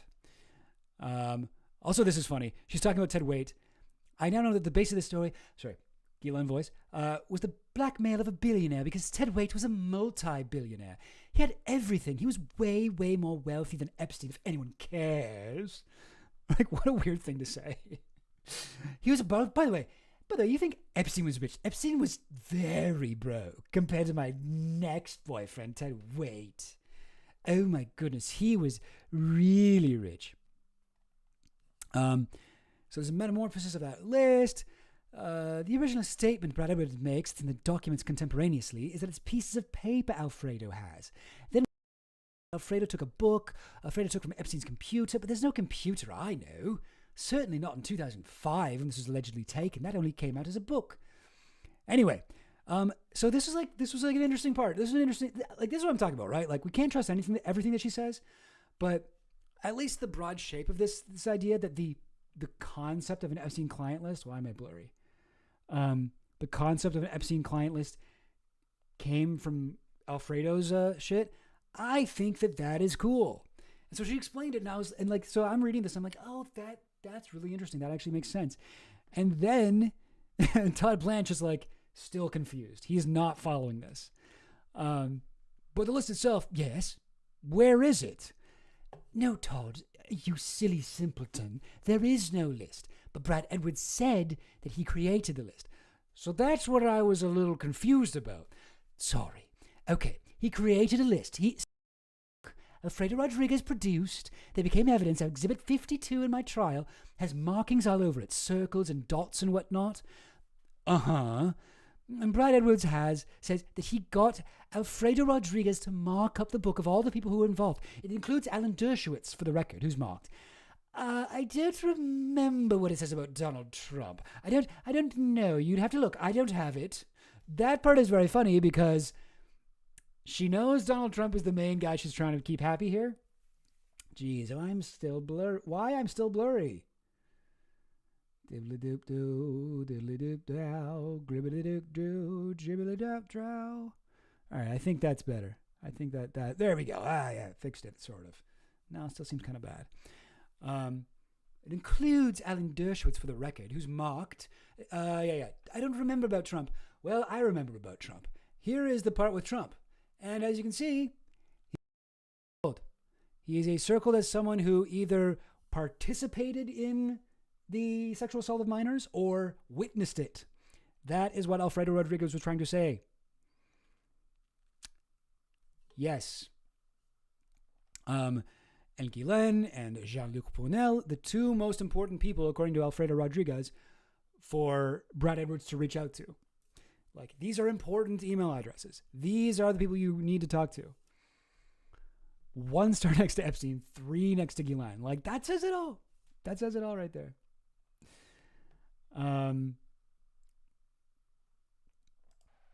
Oh, you have, yeah. No, I didn't do the Barbra Streisand treatment and put Vaseline on the lens here. Nope, that's just my weird webcam. That's my weird webcam going out of focus all the time.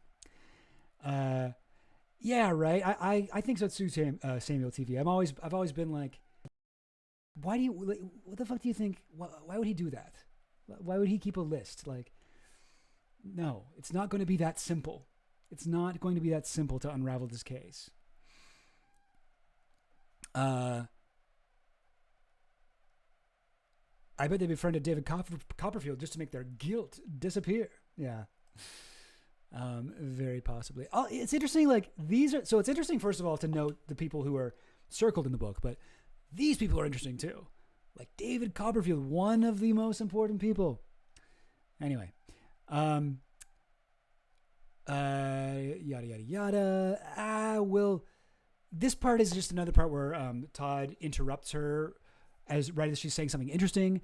Just to finish it off, there's a note. I have some papers for you if you wanted them, where Brad Edwards says that he has a list of 25 men that he got money off, and then he interrupts her. So, okay. So the list of everybody, the Black Book, your Exhibit 52 from the trial, and it's just like, No, what the fuck is she talking about there? Brad Edwards, there's a note she has. She had some papers for you. Get the fucking papers, man. Like, what are you doing? He keeps interrupting her.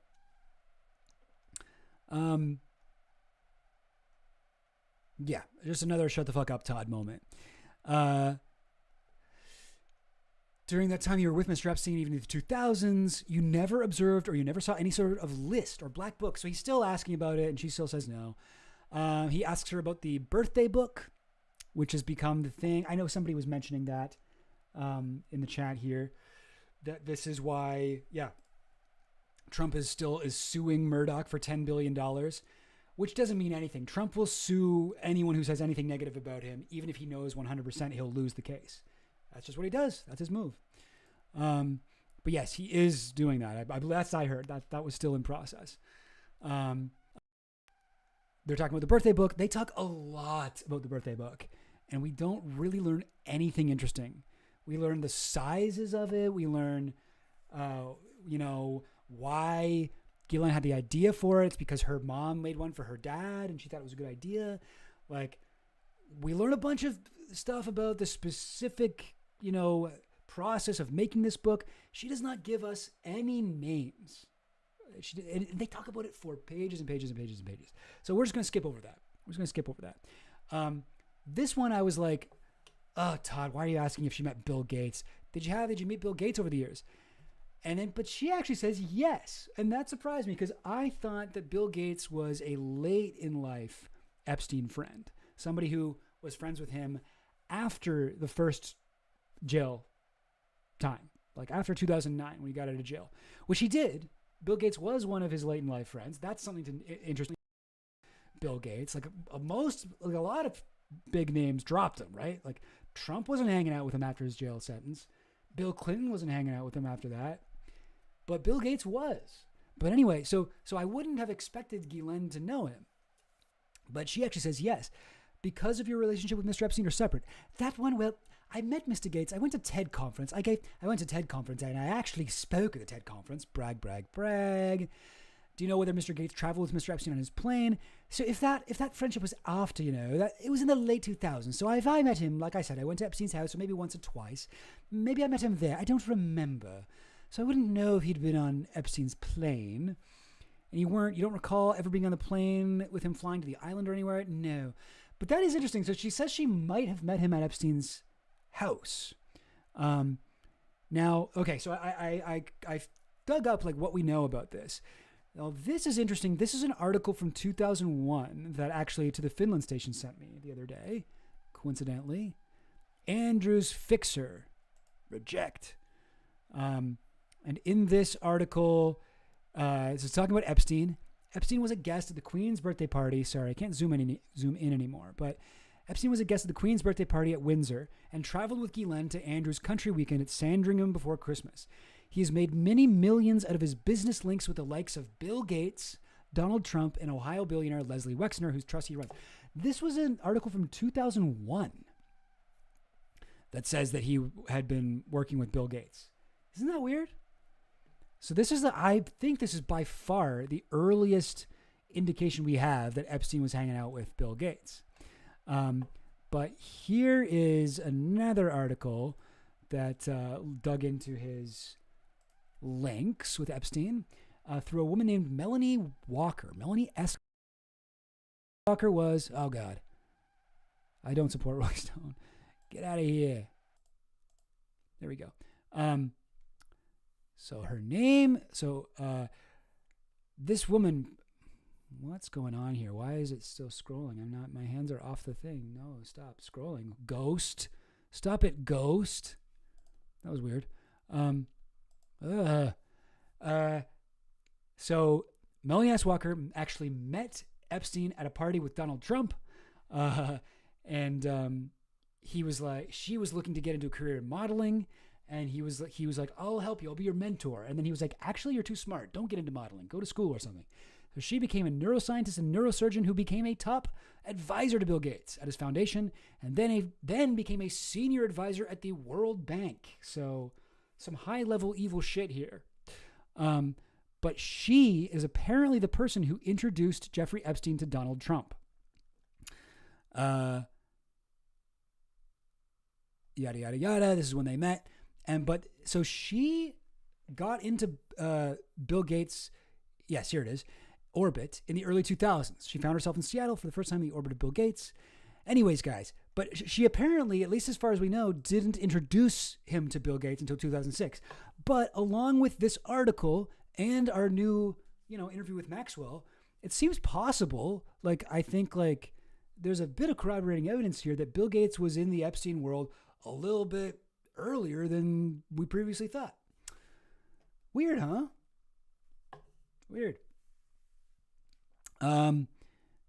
Did Ghislaine know Reid Hoffman? Yes. Did Jeffrey Epstein know Reid Hoffman? No. Blah, blah, blah, blah, blah. After Mr. Epstein was charged, did you have conversations with him about the investigation? He never talked to me about it. So this doesn't make sense because she said earlier the only time she talked to Epstein was, you had phone calls with him on occasion? Yes, I certainly did. Whenever there was any legal drama or the like, serious press attention, I always tried to call him to figure out what was going on. And then later she's like, no, he never talked to me about his legal drama. So I just kind of noted that, what? That goes against what you said an hour ago.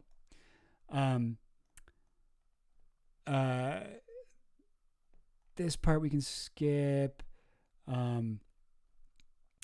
This part we can... Oh, this is good. This is good. We got to go through this part. Todd Blanche. So I'm going to ask you questions. You shouldn't read into them. I just want to know whether they resonate with you. Have you ever had any contact with any representative that you know of from Mossad, the Israeli intelligence agency? Great question, right? Ghislaine, could you ask me that question again? Okay. Has you ever had any contact with an individual that you understand to be from Mossad, an Israeli intelligence agency? Ghislaine's answer. Well, not deliberately. Todd Blanche. Pardon me? Ghislaine. Not deliberately. Crazy answer. What is this? Some kind of a spy movie? I guess she had interactions with her father, who was at least tangentially connected to Mossad, even if he wasn't an agent. But weird answer. She doesn't straight up say no, which she often does when she's lying. She often lies and says no, never any of that. But no, that is a weird thing, eh, Mark? J7828. It is weird. There are a few points where it feels like he's talking about Israel, but I feel like it's kind of a push and pull situation with the Trump base where it's a lot of them are very paranoid about Mossad and want to link Epstein to Mossad, but also we don't want to do anything that's too anti-Israel. They're speaking to their paranoid base, right? That's why they're asking questions like that, like JFK Jr. shit. So it is interesting that I agree. It's surprising that he would even ask about this, but so he says that, okay, so she's had interactions with Mossad, but then he goes, okay, but well, I don't really care about you. So what about Mr. Epstein? Was he getting money from any intelligence agency, including Mossad? Ghislaine, well, I don't believe so, but I wouldn't know. I mean, I'd be very surprised if he did. I don't think so. No. Okay. Anyway, I thought that was a weird moment. Not deliberately. What an answer. This part, so here's an example of what I'm saying, where he shies away from getting too into the Israel stuff. Oh, yeah, he goes, we talked about a lot of names. Are there any other foreign nationals? Right now we talked about some British, the royal family, maybe high society folks in Britain. Was there any other international businessmen or politicians that had a very close relationship with Mr. Epstein? And then he lets her get one name out. Off the top of my head, I think of Ehud Barak. And then he shifts it. He goes, and by the way, you mentioned Epstein started taking testosterone in the late 90s. Did you know him to take any other drugs? And I'm like, dude, so this is again, I think this is the fourth time he's done this. You just asked her to list people. You let her say one name, no follow-up questions, and then you asked him about the fucking, the steroids that Epstein was taking. What the fuck, dude? Weird. He would always much prefer to ask her his list of names than hear her list. Infuriating. It's so annoying. But here's another poll for the conspiracy minded about you. I'm sure a lot of you guys in chat know about Donald Barr and his novel Space Relations.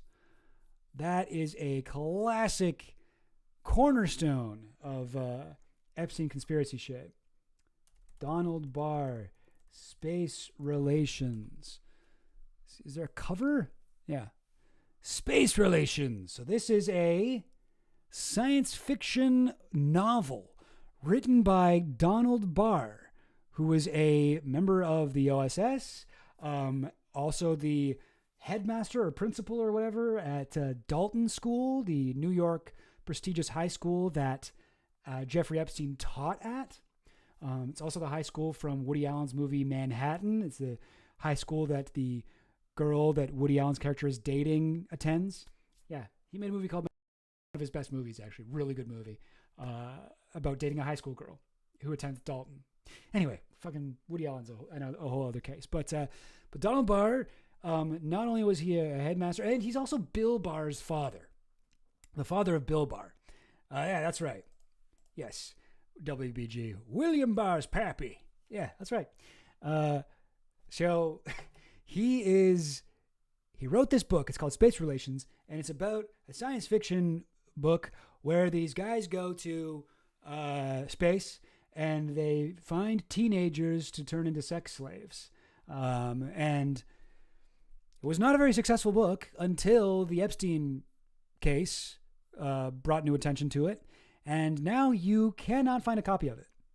Very rare. If you see a copy of this thing at like a thrift shop or something, or, you know, a secondhand bookstore, pick that shit up. That you could get like a few $100 for that on eBay. But this is one of those things that I've always been kind of like, yeah, that's weird, but like, I don't know. I don't read too much into this. This is a little bit tinfoil hat for me. In the future, humans have formed an intergalactic empire ruled by aristocrats. During a time of war with the Plith, an empire of ant-like bug people, Ambassador John Craig, a formerly liberal Earthman in his 30s, is dispatched to the strategically important planet Kosar, a human colony that was settled by the Carlisle Society as a place of exile for political extremists and is now ruled by an oligarchical high society of 7 nobles, each of whom is in charge of a different domain with its own traditions. Their boredom and absolute power have driven them to madness, to the point that the Kosars, yada, yada, yada. Wait, no, I didn't want to go back. I was trying to zoom in, sorry. Sometimes it's hard to zoom in. But I know it's like impossible to read when I'm zoomed in. For you guys, I mean, I can read it just fine. I got good eyes. I want to get to the part about the sex slaves. Ah, yes. While en route to Kosar, one of the pirates awakened Craig and the other prisoners to rape a 15-year-old virginal red-headed female captive in front of them. The fellow pirates later hear of this and dock his pay as punishment for spoiling her market value. Craig then spent 2 years as a slave of the beautiful, sensual, and sadistic Lady Morgan Sidney, the only female member of the oligarchy with whom he became, well, that's lucky for him, with whom he became romantically involved. Together they lived in her castle, ruling over and engaging in sexual relations with those under their dominion, including an enslaved teenager at a clinic used to breed enslaved people. This is like a horny-ass book, Jesus. When Craig stumbles on hints of an alien invasion, he realizes he must escape to save humanity. That's when he realizes he must escape to save humanity? Okay. Craig is depicted as undisturbed by Lady Morgan's sadism. When he's ordered to sexually assault the enslaved teenager, he enjoys the act. What the hell? That is so weird. Okay. Excuse me. I haven't read this shit in a while, but yeah, like that escalated. But a lot of people read a lot into this. This is from 1973. This is long before Epstein was like, Epstein was literally a high school teacher at the time. But, this is a lot of people who believe that Epstein was only the latest in a guy who was carrying on a continuing sex trafficking ring. They read a lot into this. But yeah, no, I mean, yes, I think you guys are making a good point here. Oh, it's on LibGen? Awesome. Maybe we'll do a little Chill Goblin book club for this. You can read it. Maybe that wouldn't be fun, but I don't know. Maybe it would be. I don't know. Like the shit L. Ron Hubbard wrote before Dianetics. Barbarella was a little rapey like this too. Oh, like all kinds of science fiction book is extremely rapey and horrible. So, Mark, I mean, you're not wrong. Like, Roy Cohn was doing the sexual blackmail shit actually at the Plaza Hotel, which then became owned by Donald Trump, his protege. And Epstein used to hang out with that a lot. If you get into Whitney Webb shit, Whitney Webb goes deep down this rabbit hole, and she paints the picture that this is a continuous thing. And I mean, you know, like, it's not completely ridiculous. It's a little bit of an interesting situation. There's another guy, Craig Spence. I don't know if you, Craig Spence, guys. Oh, you're getting me off on down a rabbit hole here. I don't have time to go down. I would love to do a whole stream on Craig Spence too. He's another guy who very similar to Epstein in life and his death, his like suicide or whatever. It's like, it's really eerie. But I won't get into that right now. I'm going to resist. Space relations, Donald Barr. To me, this is a very tinfoil hat aspect of the thing, but other people may disagree, including Todd Blanche. Do you know someone named Donald Barr? Ghislaine? No, I can represent to you, was a former headmaster of the Dalton School, which you mentioned earlier. Doesn't mention that he's Bill Barr's dad, but do you remember any conversations with Epstein about a book that Mr. Barr wrote called Space Relations? I've never heard of that. About aliens and sex? Okay. No. Do you know whether, well, have you ever met, oh, okay, actually, my bad. He does mention that he's Bill Barr's dad. Have you ever met the former Attorney General of the United States, Bill Barr? No. Do you remember whether Mr. Epstein knew him or whether his name came up in conversations you had with Mr. Epstein? I don't recall any. This one is just insane. Did Bill Barr have anything to do with Epstein's deal in Florida? No one thinks this. No one thinks this. That's a good call, Mark. I would do a video on the Franklin scandal. I would totally do one. That would be a video topic. Or at least stream topic. You know, I like about stream topics that I can just do a stream. Like, it's not that much work. Like, I just gotta I get the research together. It's pretty easy for me to do a stream. But like, I don't know, like something to do like a main channel video, it'd have to be something with like a lot of meat on it. Like the Franklin scandal, and it comes up a lot. So again, I'm gonna stay on topic here. Yeah, he asks, did you ever hear that Bill Barr had any role in Mr. Epstein getting a good plea deal in Florida, or any role in that process with Mr. Acosta? I was just like, what? I've never heard about that either. Bill Barr, the comedian? No, that's Bill Burr. That's Bill Burr. Please don't get them confused. Bill Barr. Let me get you a picture. This was Trump's attorney general. He was for first term. This guy is like an unspeakably evil man in my estimation. His name is highlighted here because so you might notice I have like a lot of people's names come up highlighted and things come up highlighted when I'm studying. I have like some automatic things. This is actually not an Epstein connection highlight. This is a Opus Dei highlight. William Barr is an Opus Dei guy. The Opus Dei is like, my understanding of Opus Dei anyway is that they're basically like if the Illuminati was real. They are a secret society formed in fascist Spain that's bent on turning the world into like a fascist, Christo-fascist fucking hellscape. And William Barr is like one of their boys, one of their guys. So he would get reasons for his Epstein connection and for his Opus Dei connection. But anyway, that's neither here nor there. What was I saying? Yeah. So yeah. Anyway, we're moving on. I'm gonna cut a lot of this out when I edit this for the the second channel. Oh, which by the way, guys, please subscribe to my second channel. I desperately need subscribers. It's not going well. I mean, it's going fine. But yeah, you can also watch my old streams on there in like a edited, quicker version of them without all the needless tangents and trying to get the sound working and like stuff like this where I plug the channel. All right, sorry guys. Now we're gonna get back into it. Okay. Okay, yeah. I mean, there's so much of this stuff, and it's just kind of gross, and I don't want to whole thing, but I'll give you a little bit. I'll give you a little bit of it. Todd Blanche goes, for any of the names that we've talked about today, tomorrow we'll talk some more. Do you recall having any conversations with anybody else where they reported to you that they'd seen something that one of these individuals had done, whether it's someone else that works with Mr. Epstein or somebody that observed something? Ghislaine, if anyone had ever reported anything, first of all, the answer to that is no. So spoiler alert, anytime he asks her if she saw anything or if she noticed anyone doing abuse, no.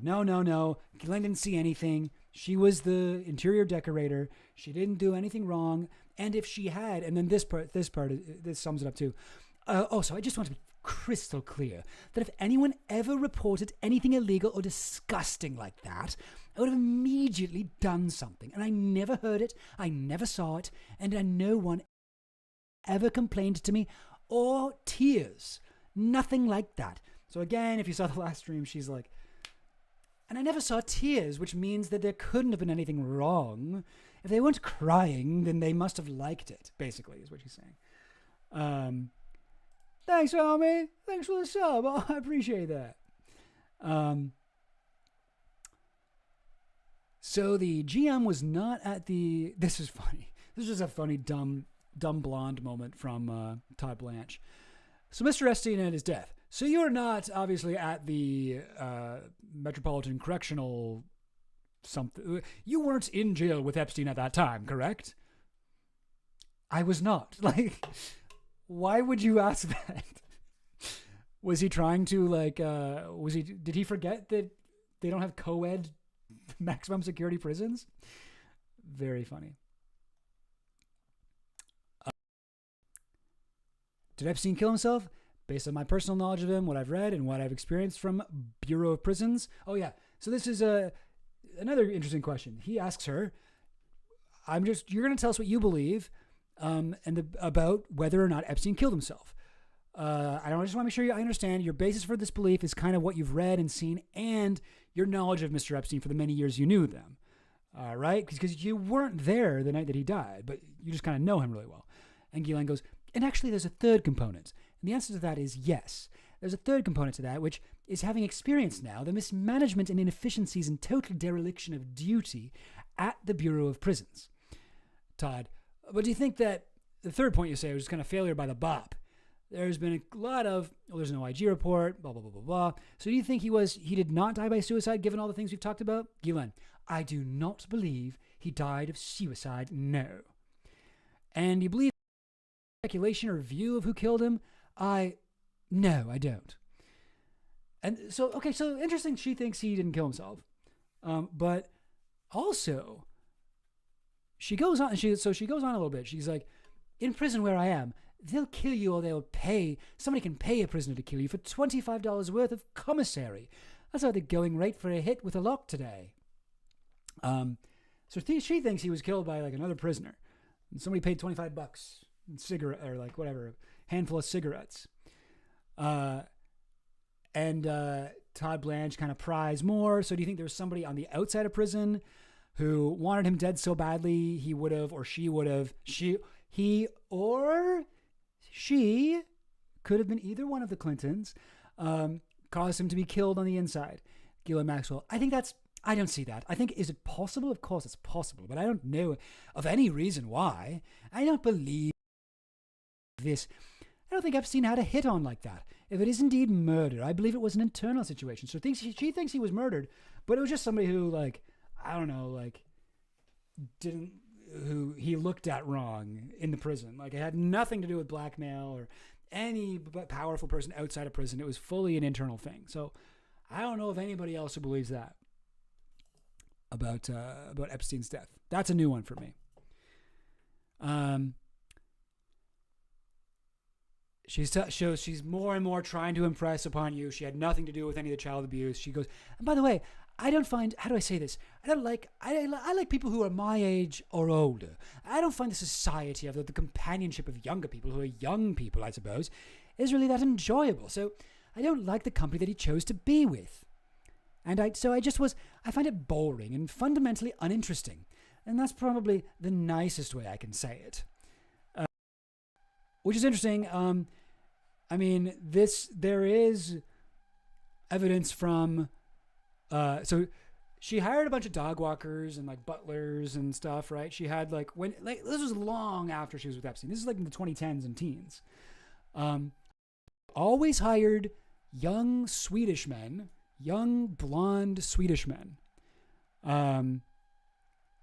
Specifically Swedish, which is odd. Mr. Alps Joe, this is one of her, I guess a dog walker, yeah, or just like kind of an all around assistant. He met Maxwell through a friend in Sweden who told him he was going to New York to work for a lady. He told me he likes to have young Swedish, she likes to have young Swedish men in her house doing stuff for her, getting her coffee and looking after her dogs.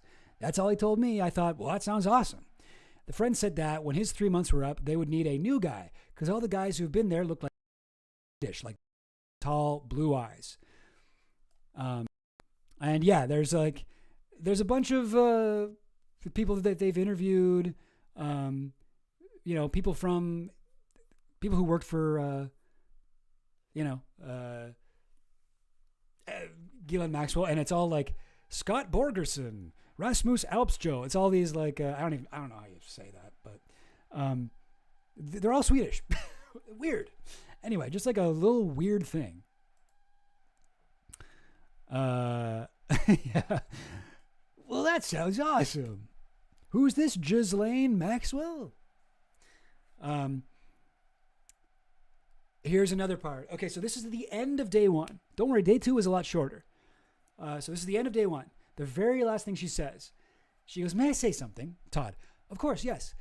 I would just like to put out there that I also focused on how I think the president got into some of this unnecessarily, by the way. And I'm not a conspiracy theorist, and I certainly don't subscribe to all of everything that I see. I like that. That is such a funny way to put it. And I certainly don't subscribe to all of everything that I see. Like, there's a lot of things that look bad for Trump. Like, for example, everything that I see personally. But I do believe there's animus in some areas that may have contributed to how the use of the president to harm him that I find deeply offensive. And whilst I can't obviously say definitively that it is what it is, I'd like to show you what I see so that you can evaluate it and do with that as you see fit. If it needs to be addressed, I've seen it, it struck me, and I'd like to give it to you. Sure, for what it's worth. Okay. Does that seem something that I can? Yeah, that's fine. Yeah, of course. I don't like that. Okay, yeah, that's fine. That's great. Okay, so why don't we stop for today? That's the end. Like, this is... Hey, what does she mean here? I would like to give it to you for what it's worth. Does that seem like something I can... Yeah, that's fine. Yeah. Like, I get the feeling that there's something unspoken that's been promised to her. Like, I think she knows very clearly what the score is, and I think her lawyers know too. And I have more evidence for that, which we'll get into. Day two. Todd comes in the next day. He has her initial document that she signed yesterday, which I don't think that we got a recording of her signing it. Don't know what that document is. I tried to find it, but no. So the first day, Ghislaine said, no, I've never hired someone from Mar-a-Lago to be a masseuse, even though that's like Virginia Giuffre's very clear, origin and story in the Epstein saga, where she's like, we know she worked for Mar-a-Lago. We know she was a locker room attendant there. We know that she eventually became associated with Epstein. She says that Ghislaine met her at Mar-a-Lago, and we know Ghislaine went to Mar-a-Lago all the time. We know Ghislaine was looking for masseuses. So anyway, like, it seems very bizarre that to think that Virginia would make this up. But Ghislaine this day goes, so I believe I said I couldn't think of anybody who I may have asked for Mar-a-Lago, but I realized that the allegation at least, is that I met Virginia in Mar-a-Lago, and so I felt that I needed to address that, and I didn't want to leave that hanging because it seems weird under the circumstances. And also, but I couldn't remember anyone, but it's a very long period of time. So the issue is not that I'm trying to not say, but I just don't remember anybody that I would have. But sort of asked somebody from there. And Todd Blanche, I don't know exactly what you said yesterday, but I don't think what you said yesterday is different than what you just said. No, Todd, it is different because yesterday you asked if she'd ever recruited someone from Mar-a-Lago and she said no. And then you were like, well, why don't we take a break? Instead of being like, what about Virginia? Bro. And he's like, isn't that what you said yesterday? No, dude. Like, I was like yelling at my screen when you refused to ask that follow-up question. So this guy just doesn't know what he's doing. Some of it I think is malicious. Some of it I think he's like trying to lead her and like, you know, take her down certain pathways. No, that's like not what was happening here. Okay. Ghislaine was asked about banking records. So this is interesting. And this part, if you want to see Todd Blanche stick to a point, not let Ghislaine get off topic, he repeatedly keeps asking her, she keeps avoiding. He's like, no, don't avoid this. I want to know what the fuck is going on with this $30 million that Jeffrey Epstein sent you, because what you told us about what Jeffrey Epstein gave you does not make sense with that. What was that 30 million? So he goes like, it's totally something like 30 million. What was that money? What was that for? Well, first of all, I dispute the characterization that the money was sent to me. I believe I don't have a full recollection. I'm not even sure what they accused me of, but my belief is that money also contained money that was for a helicopter, for instance, that I never owned and it was never mine. And in other words, money was sent to you that you then used to purchase things. Well, I'm not even sure that I purchased it. So those accounts will be controlled by his accountants. And Todd Blanche, even accounts in your name, you're saying, or one of your entities. Well, I'm not even sure I knew all the entities. Maybe I did contemporaneously, but I just simply wouldn't know today. If there was an entity, let's say account X, blah, blah, blah. So she's like saying like, listen, Epstein put shit in my name all the time. And it wasn't mine. It was just, he was like moving money around so it wouldn't get taxed. So I sort of believe her here because I do think that like, Epstein definitely did do this shit. I mean, for example, there's the Ghislaine Corporation. Whoops. Hang on a minute. On littlesis.org. This is a Jeffrey Epstein business, but it's called Ghislaine Corporation. But it was just Jeffrey Epstein who owned it. Like Ghislaine did not have any say over Ghislaine Corporation. And I think he had a few other things in her name as well. And here's another funny example. These two here, grinning guys with everybody's favorite president. Lynn Fontanilla and Jojo Fontanilla, the maid and house manager of Epstein's New York mansion. So they're just, the maid and house manager, whatever that means. I think that's just butler. And Epstein had a LLC called Lynn and Jojo LLC. And it was, Epstein's name isn't assigned to it, but Darren K. Indike, who's Epstein's lawyer, was. Isn't that interesting? Also, why isn't his name highlighted? He should be in my Epstein Expanded Universe highlight thing as well. Oh, I guess he's not in my... Okay. Okay, I'll have him another time. Anyway, yeah. So anyway, I sort of believe, I think that maybe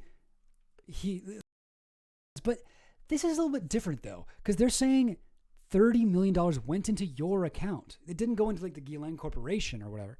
It went into your account. So it goes on, and Ghislaine keeps trying to get off topic, and he just won't let her.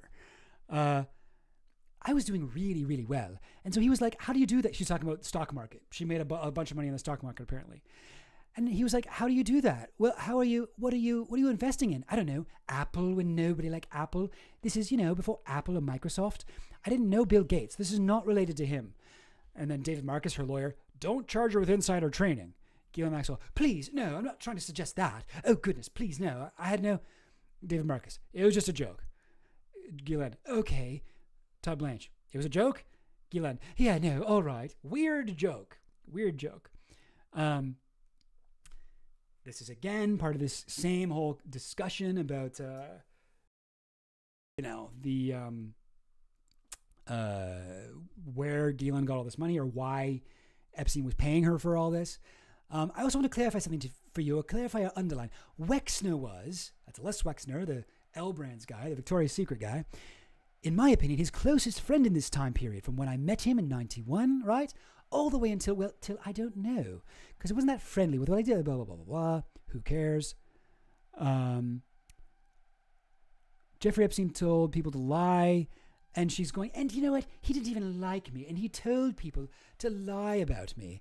There are a lot of there's some indications he would actively tell other people to lie to me or to conceal things from me, and that he never loved me and I wasn't his type. That's in Discovery somewhere. Yeah, I mean seems like that Ghislaine was a lot more into Epstein than he was into Ghislaine. Ghislaine was like obsessed with Epstein to a bizarre, very weird. When there was testimony or the government admitted evidence that showed, for example, $5 million in 2002 coming from Epstein to you. So again, he's still on this. What you're saying is that, that may have happened, but that he wasn't giving you money. It doesn't even make sense. Ghislaine, I'm not going to say that for everything, because maybe there were accounts that money was sent to me, but I can say that I know, like the helicopter, I can definitely say. I have to look at all of them to be accurate for you. And so, and that's millions of dollars. How much is a fucking helicopter? $30 million for a helicopter seems like too much. Oh yeah, no, like, yeah, that's great. That's a great point, DM Collins. Even if Maxwell wants to say Virginia Giuffre is a total liar, yeah, in September 2002, she paid for her to fly to Thailand to go to a massage school. That is how she escaped. Right? Is that right? Massage school? I think she was going to massage school and she was going to recruit someone from there. But like, yeah. Anyway. Sorry, going on here. So Todd Blanche is trying to figure this out. And he's like, so when he financed stuff with you, would he send money to you? I think it does. For instance, there were 2 Gullwing Mercedes that they did with Mercedes and Aston Martin. You can look it up, I think, So the government had evidence that even as late as 2007, he paid you a lot of money. 2007, it's like when he got out of jail. What was that? What was the money? Like several millions of dollars in 2007. 7.4 million, I think. And what was that for? Was that the helicopter? Todd, that's my question for you. Oh, sorry. Like, he's like, oh, and why did he do that? What did I spend that on? Yeah, I don't know. That's a great question, Ghislaine. So you'd have to trace that, right? So I don't believe that came into my account or had any control. I had no memory of that. I have no. But if there's records that show it coming into your account, it sounds like what you're saying is that not putting aside you have no memory of that money being yours. No. Like you didn't, that money is not somewhere. No, I wouldn't be like, oh, yippee, let me go. I've got $7 million going to go buy myself a yacht. No, I don't know, something else, or move it to some other. No. Okay. Yeah, that makes sense. I mean, I think if, and you can tell I'm like cutting out big sections here. Like I'm just kind of putting in to give you a sense here.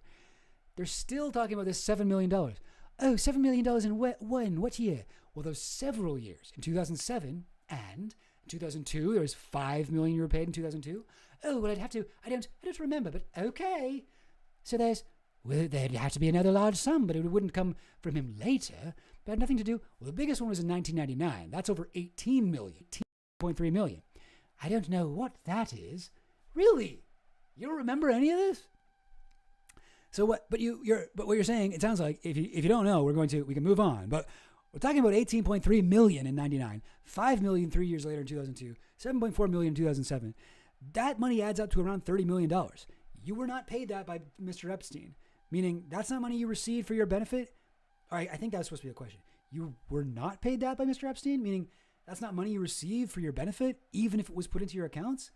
I don't believe any of that was my money. Like if somebody asked me, like, what's this, like, $7 million that you got last year? I wouldn't be like, I don't believe. I'd be like, I definitely did not get that.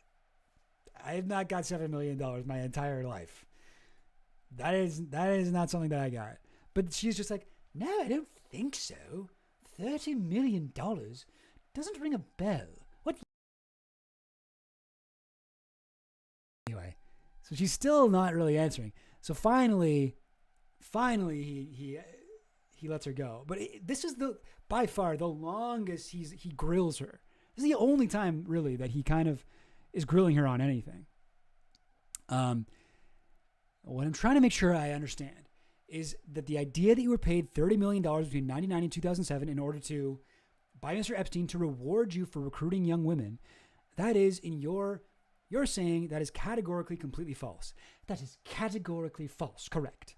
So he's sort of leading her. He's like, okay, I guess this was a good answer to this for you. So again, he decides he's going to list more names for her. And here we go. Somebody was talking about Elon Musk earlier. Elon Musk. Do you know Elon Musk? I do. And how'd you meet Mr. Musk? I met him in, I don't remember the year, but it's going to be in 2010, 11, something like that. And I was at an event for Sergey Brin, the co-founder of Google. And Sergey had arranged for, it was his birthday. And we were, a bunch of us, I don't even remember how many we were, but not many of us. Maybe, I don't know, if I say 40, I could be wrong. It was 30 or 50, I don't remember, I'm sorry. We went to another friend's island, somebody called Mr. Pagosi in the Caribbean, and not with Epstein, he was not there, to celebrate Sergey's birthday. And we were there together for, I want to say, 3 or 4 days. Something like that, in my memory. And Mr. Musk was present for that. And then he goes, did you know his brother, Mr. Musk's brother? Which is a better question. Because Kimball Musk did apparently was getting hooked up with women by Epstein.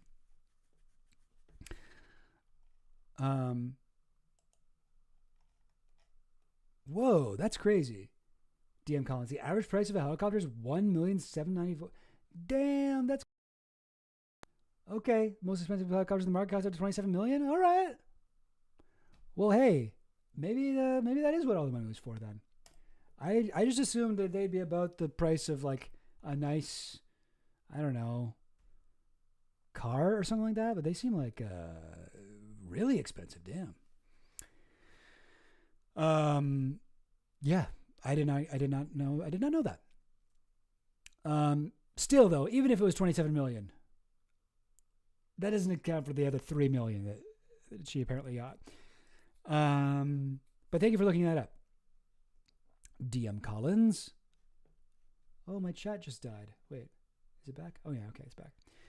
Okay, so yeah, she never met Kimball Musk. I know that Elon has a brother, and I don't think I met him.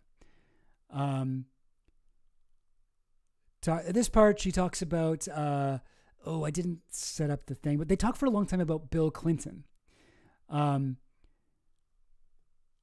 She says that she was on a trip on Epstein's jet without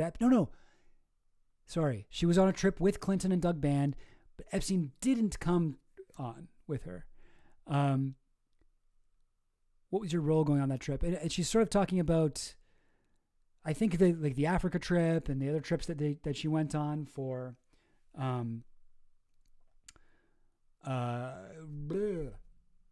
was it? Yeah, Sergey Brin was on Epstein's island. You mean? Was on Epstein with his wife too? Sorry, I'm having a little brain fart right now. What was I talking about?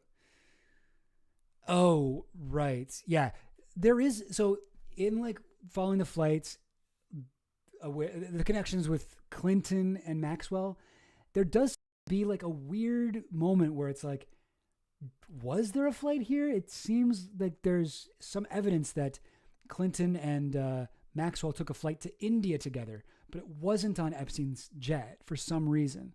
And of course, this is around the time period that, like, I think a lot of people generally agree. This is like Vicky Ward's hypothesis when she put out her Chasing Ghislaine audible, exclusive podcast. That the 2000s were a time when Ghislaine was trying to leave Epstein's orbit, and she became more and more involved with Bill Clinton in his orbit, and that helped her to escape from Epstein. A little bit of like a spinning the narrative of Ghislaine as a victim here, but which I don't buy into at all. But I do think that it does seem true that she was leaving his orbit around this time. But there's a moment where it's like she's flying with them on all these flights around the world for the, Clinton Foundation. And then there's a flight to India where there's some leaked email that says that Ghislaine and Bill Clinton would require visas for their flight to India, and they're taking it. It wasn't on the Lolita Express. And so she sort of like hints towards it here that she sort of like mentions that, where was it? I think this is the part. There's a lot about Bill Clinton. I've talked about a lot of Bill Clinton stuff already in my Bill Clinton video. I don't really think there's much new stuff in here, but this part confirms something that I was only like kind of sure about. It doesn't fully confirm it, but it's corroborates it. I started spending time with the former president, with Doug and his team, and then I had no purpose really, other than I'd obviously offered something. I don't know, ideas of, I don't know. Anyway, he started to travel. I don't remember the first trip was Africa, how it went, but at some point, I think there was actually 2 trips, but I'm not sure. So there was to Europe and then to Africa. I think maybe it was all one trip. And at some point, Mr. Epstein said he didn't want to go on the trip, and he was going somewhere else, and he just left. And I was like, well, okay. And so I ended up doing the whole trip without Mr. Epstein on his plane. And I think that's the one where she goes to India with Bill Clinton. This is funny. Did you ever meet Hillary Clinton? Yes. When did you meet her? I want to say, now please don't hold me to it, but I want to say that there was on a flight that came from the island. This is what she says. I want to say that it was on a flight that came from the island. And then she's suddenly like, not from the island, but from the Nantucket or Martha's Vineyard back to New York is what I think. I might be wrong. Okay, so an East Coast is just like, Ghislaine, did you just say that you flew on a plane with Hillary Clinton from the island? Like, you can't be saying stuff like that if you don't mean it. Anyway, she also just like goes, the ex-president never came to the island. And that time she is talking about Jeffrey Epstein's island, not Martha's Vineyard. Is that the only time you met Hillary Clinton? No, I went to the house in Chappaqua a couple of times. Why'd you go to the house? I was invited. Goes on with that. They talk about the Clintons for quite some time. Not all of it is interesting, but another interesting thing is the Clinton Global Initiative, which was one of like Bill Clinton's big legacies after his time in office, because people really didn't like Clinton after he was president. People were pissed at him. Excuse me. And he wanted to rehabilitate his image, and Doug Band, his right-hand man, helped him to create the Clinton Global Initiative, which is basically like, but more Clinton-centered. I also mix up the word island and Martha's Vineyard a lot. Yeah. To be fair, Martha's Vineyard is an island, but yes. Not yet, Bob Matthews. We're getting to that. That does, in fact, get brought up pretty soon, I think.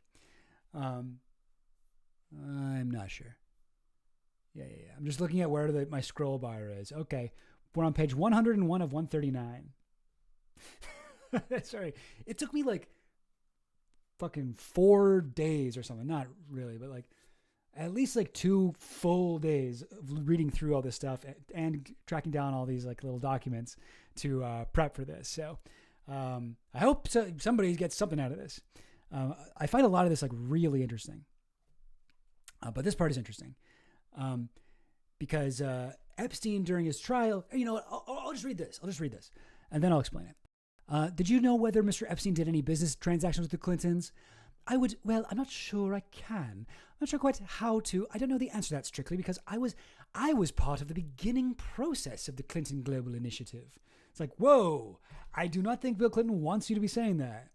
And that was something that I helped out with, and that was me, and Epstein may have helped me help them. And in that context, he may well have involved himself, but only in the context of something that I was trying to do. So here's a letter from Alan Dershowitz, or from Gerald Lefcourt or whatever, but it's like by Alan Dershowitz and a bunch of Epstein's lawyers during the 2006, 7, 8, 9, whatever, 2007. Okay, it was this letter, and it's like a character kind of like, hey, this guy, like, don't worry about the young girls this guy's been caught like red-handed with. He's really important. He was actually involved in important stuff. And like one of the things is, Mr. Epstein was part of the original group that conceived the Clinton Global Initiative, which is described as a project bringing together a community of global leaders to devise and implement innovative solutions to some of the world's most pressing challenges. Focuses of this initiative include poverty, climate change, global health, and religious and ethnic conflicts. So this is the Clinton Global Initiative. So apparently, according to this letter, Epstein was involved in starting that whole thing. But Ghislaine is like, no. I was the one it was basically my idea. She goes, listen, here's how I got the idea. I went to Davos with the former president, and have you ever been to Davos? What a freaking chilling thing to say. Have you ever been to Davos? In what? Have you been to Davos? I have not. Oh, okay. Well, it's like, why would Todd Blanche go to Davos? He's like a fucking sleazebag lawyer, like Donald Trump. He's not like, one of the global elites. Although, I mean, maybe he is now. I don't know. Okay, well, it's, what it is, right? Okay, so, and I thought the former president should have his own Davos because I thought it would be, and it turned out that they'd been thinking about it anyway. And so we were talking about it, and it's a very heavy lift to get something like that to go. I was very friendly with one of the people who had, I don't even know if he was at the beginning of Davos, but he was running Davos. It was just, I don't know how to describe his actual role at Davos, and had conversations with him, but what did he think, Oh, just because I was having dinner with him, and if Clinton could get something like that to go, what was his thoughts? And he was very, very enthusiastic. I mean, he was like, oh, that's just an incredible idea. So I put them together. What was that person's name? I knew you were going to ask me. I know his name. I can't remember. It will come to me. Anyway, that part doesn't really matter. I just think it's hilarious. She's like, no. I was the one who came up with the whole idea for the Clinton Global Initiative and helped them get it going. And then she's like, and Mr. Epstein, was he part of the work around that? Well, he supported me to help them, but then I think he may have tried to use that to insert himself in some way. That would not have surprised me at all. And I know that he was annoying in terms that I could catch him on the phone and he wouldn't always agree with what I wanted to do. What? And I was like, it's not your idea. I don't really care. What do you think? But that didn't go over so well. Anyway, I feel like my accent's getting worse. But yeah. And then she mentions the Todd Blanche. And by the way, like, in the middle of the night, last night, I was scribbling names that I couldn't remember from yesterday. Todd Blanche is like, yeah, doesn't follow up, doesn't ask her for names. So this is another thing with Virginia. Virginia is one of the three people who said that Bill Clinton went to the island. Another one was Doug Band, Bill Clinton's right-hand man, and another one was, what's his name? Steve Scully, I think his name is, the guy who did the tech support on the island, helped him get the Wi-Fi working. But Todd Blanche goes, you're not aware of President Clinton ever going to the island? He never, absolutely never went. And I can be sure of that because there's no way he would have gone. I don't believe there's any way he would have gone to the island had I not been there. Because I don't believe he had an independent friendship, if you will, with Epstein. Did they speak? Did he go? Yes, but that's funny too. She's like, did they speak? Did he go? Yes. But that's very different from going to spend time on an island. And plus, the story as told is so patently absurd that I flew him in the helicopter. And that is what Virginia claimed. That Ghislaine flew him and Secret Service to the island in the helicopter. I flew in a helicopter. I'm a helicopter pilot. That is true. But the notion of me flying an ex-president in a machine, that would terrify me. I would have never even take that responsibility. Can you imagine? Yeah, no. No. Did you ever go with President Clinton to any of Mr. Epstein's property? It's like New Mexico, Palm Beach, or New York. I have no memory of him in any of those places. Well, here is a picture of Bill Clinton at the New York mansion with the fontanillas. You can see the little and I've got my drawing thing here. I keep forgetting to use this. You can see the fireplace here. Yes, Bill Clinton did visit Epstein's properties. He did go to Epstein's properties. There are also some people who say they heard someone say that he was at the place in New Mexico. There's a lot of people saying that he was at the place in Mexico, but as far as I know, no one directly saw him there. They just heard from someone else. but there are several people who've done that.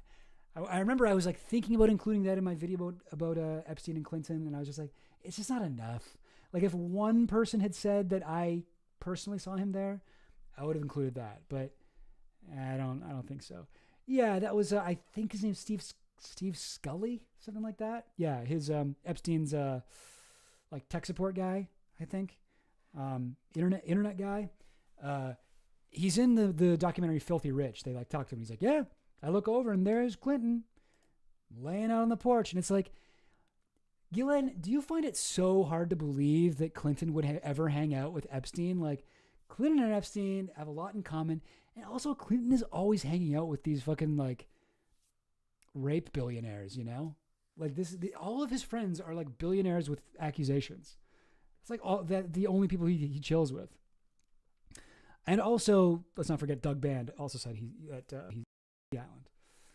But Doug Band doesn't like Clinton, was kind of trying to ruin him.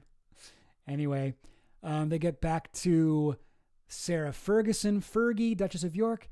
I think that she liked Mr. Epstein. Why do you think that? My female intuition. Like, I don't know why this, but like, apparently this is important for them to get out, that like, she thought that Sarah Ferguson had a crush on Epstein. And her lawyer is like interrupting to say, discovery.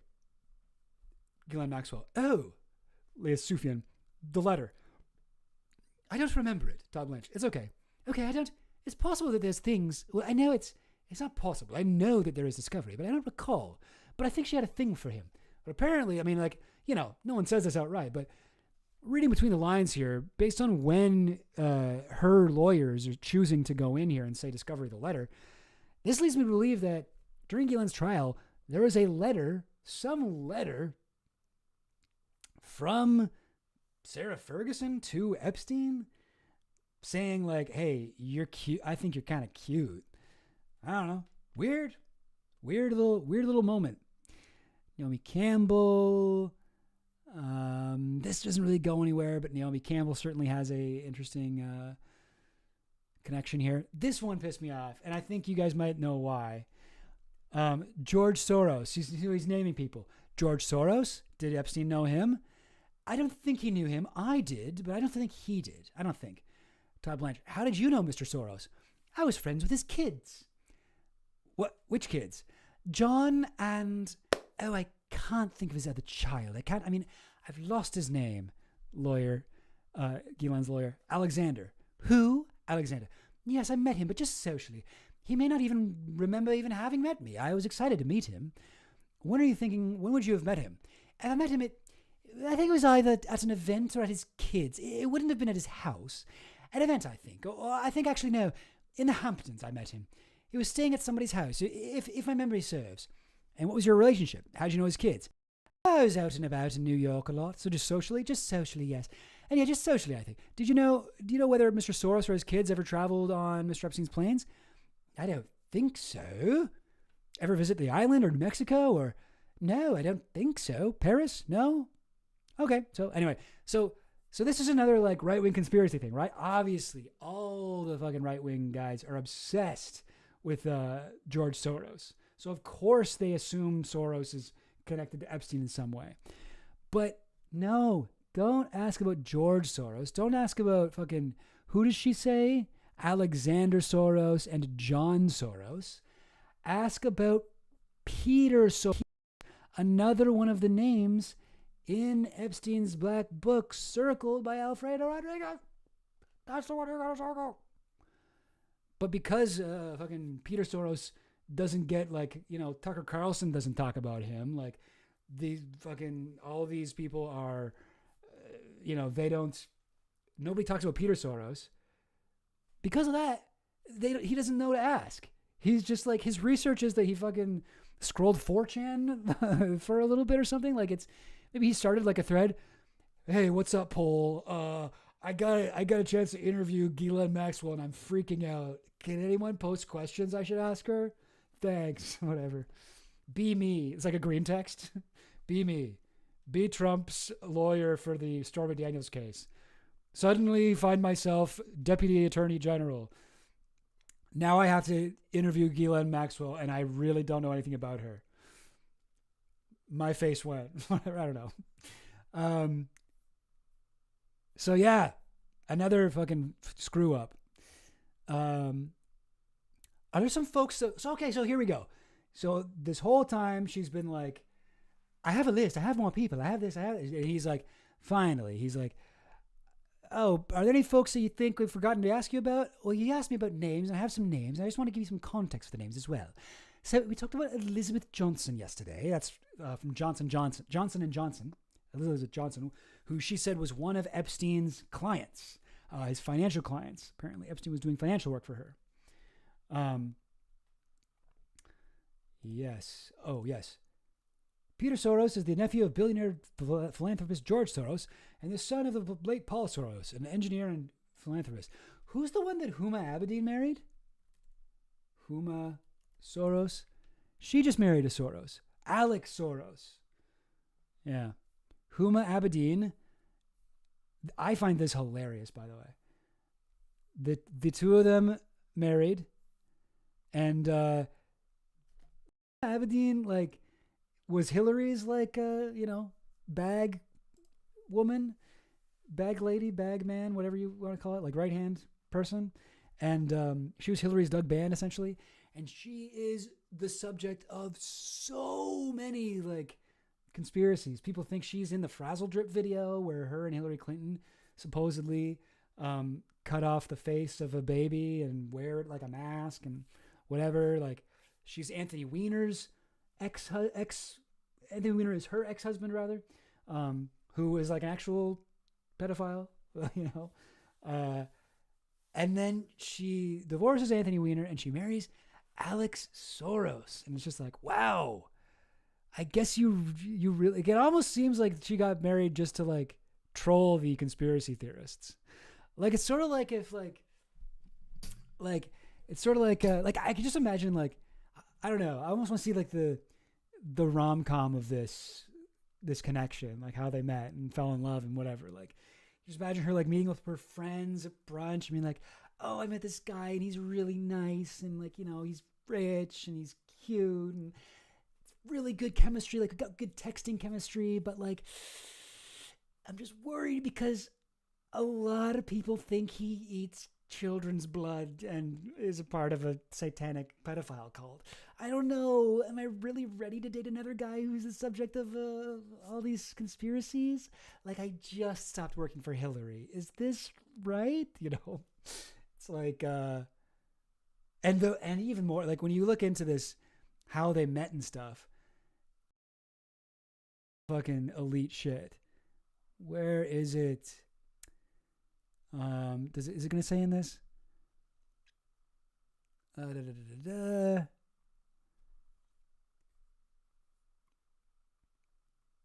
Here's them propose. Here's Alex proposing.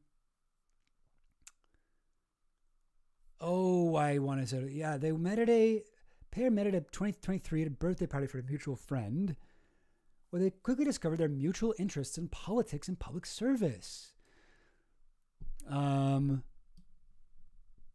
But so they met, but they weren't dating, and then they were just texting. This isn't going to have it. But they met at, like, some other version of Davos, but it's in, like, Dubai or something like that. Like, some other fucking, like, gathering place for the, like, elites to get together and decide how they're going to cut up the world, or a little, like, mutual masturbation zone for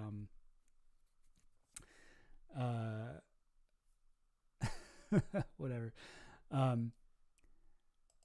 Both you and Ghislaine can't remember Alex Soros' name? No, the other one was, she wasn't even talking about Alex Soros. How many Soroses is that? Oh, wait, was she talking about Alex Soros? No, I'm confused. Sorry. Oh, yeah, Alex. Yeah, you're right. Okay, Ken, you're exactly right. Both me and Ghislaine both can't remember Alex Soros' name.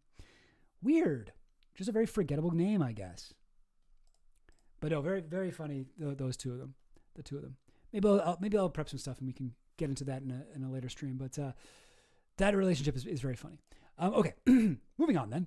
Are there some folks that you think we've forgotten to ask you about? So she does name some. Fekkai, who was a hairdresser and the husband of Elizabeth Johnson. And she seems to think like Frederick Fekkai was a very close friend of Jeffrey Epstein in like the 80s and 90s. And I don't think I know who that is. Frederick Fekkai. This guy. Okay. He's a hairdresser. And who is this? Oh, no. Frederick Fekkai and Victoria's Secret Oscar. So, okay, so here he is at a Victoria's Secret party. So, yeah.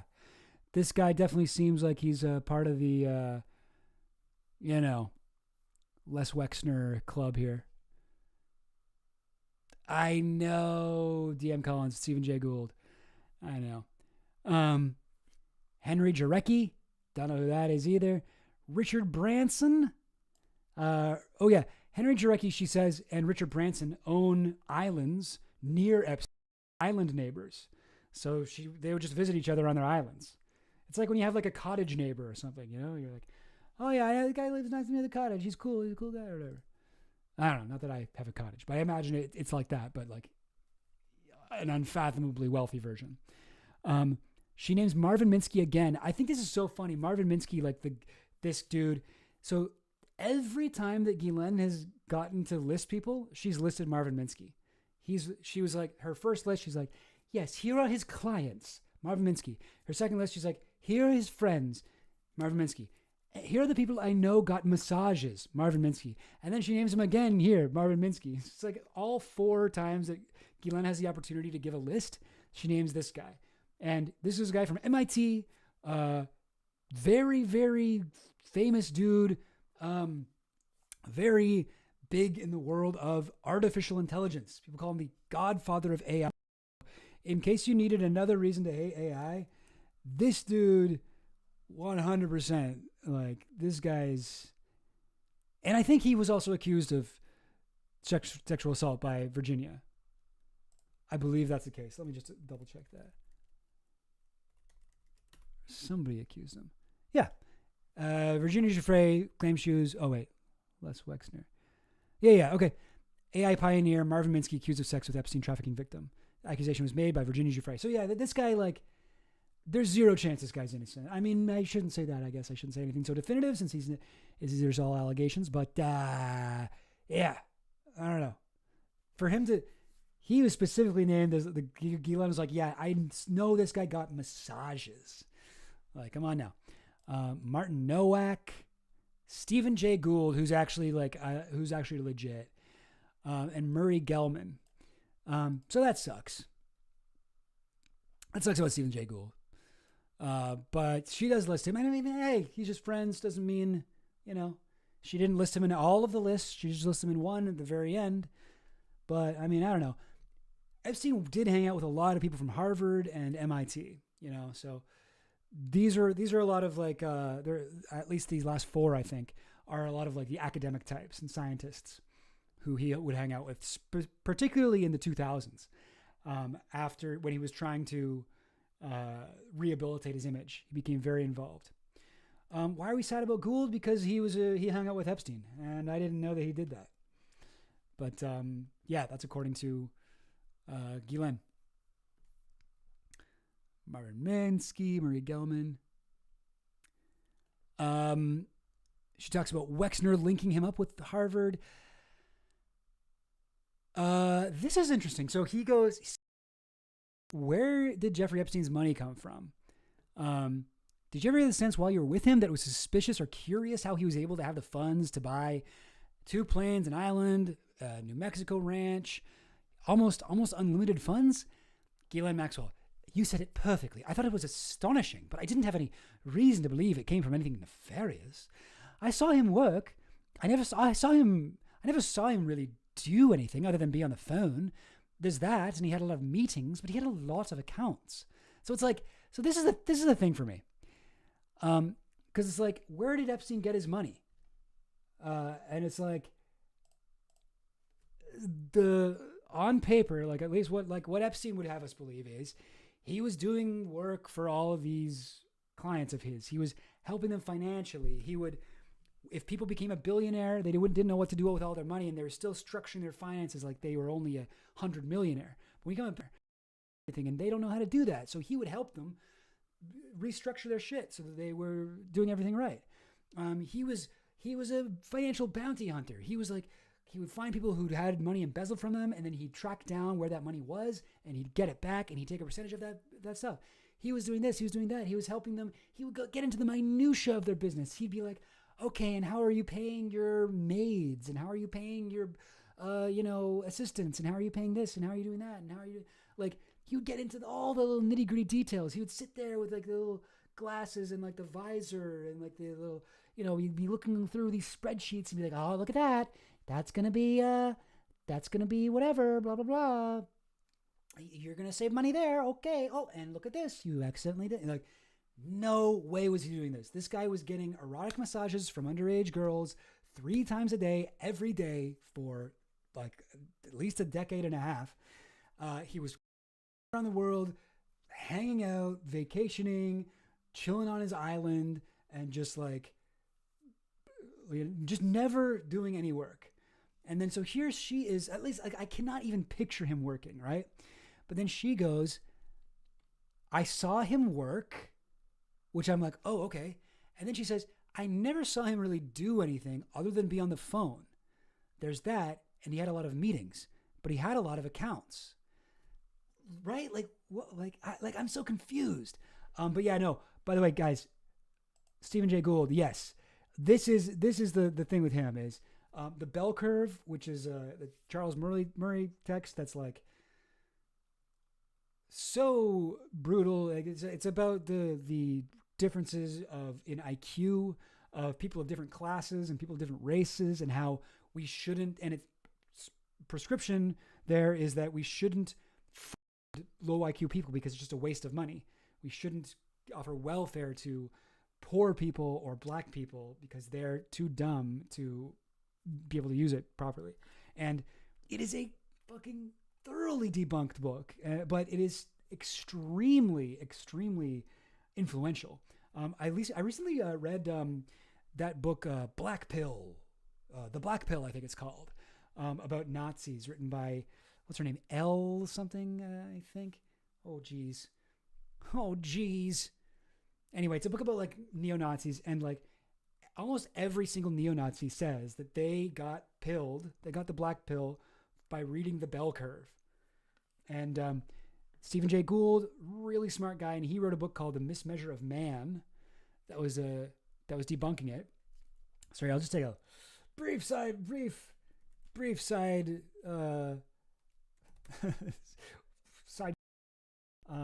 Stephen Jay Gould, Mismeasure of Man. There's an amazing quote from it about Einstein's brain.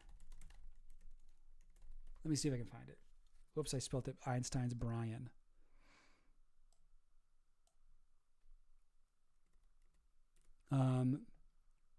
Yes, this is it.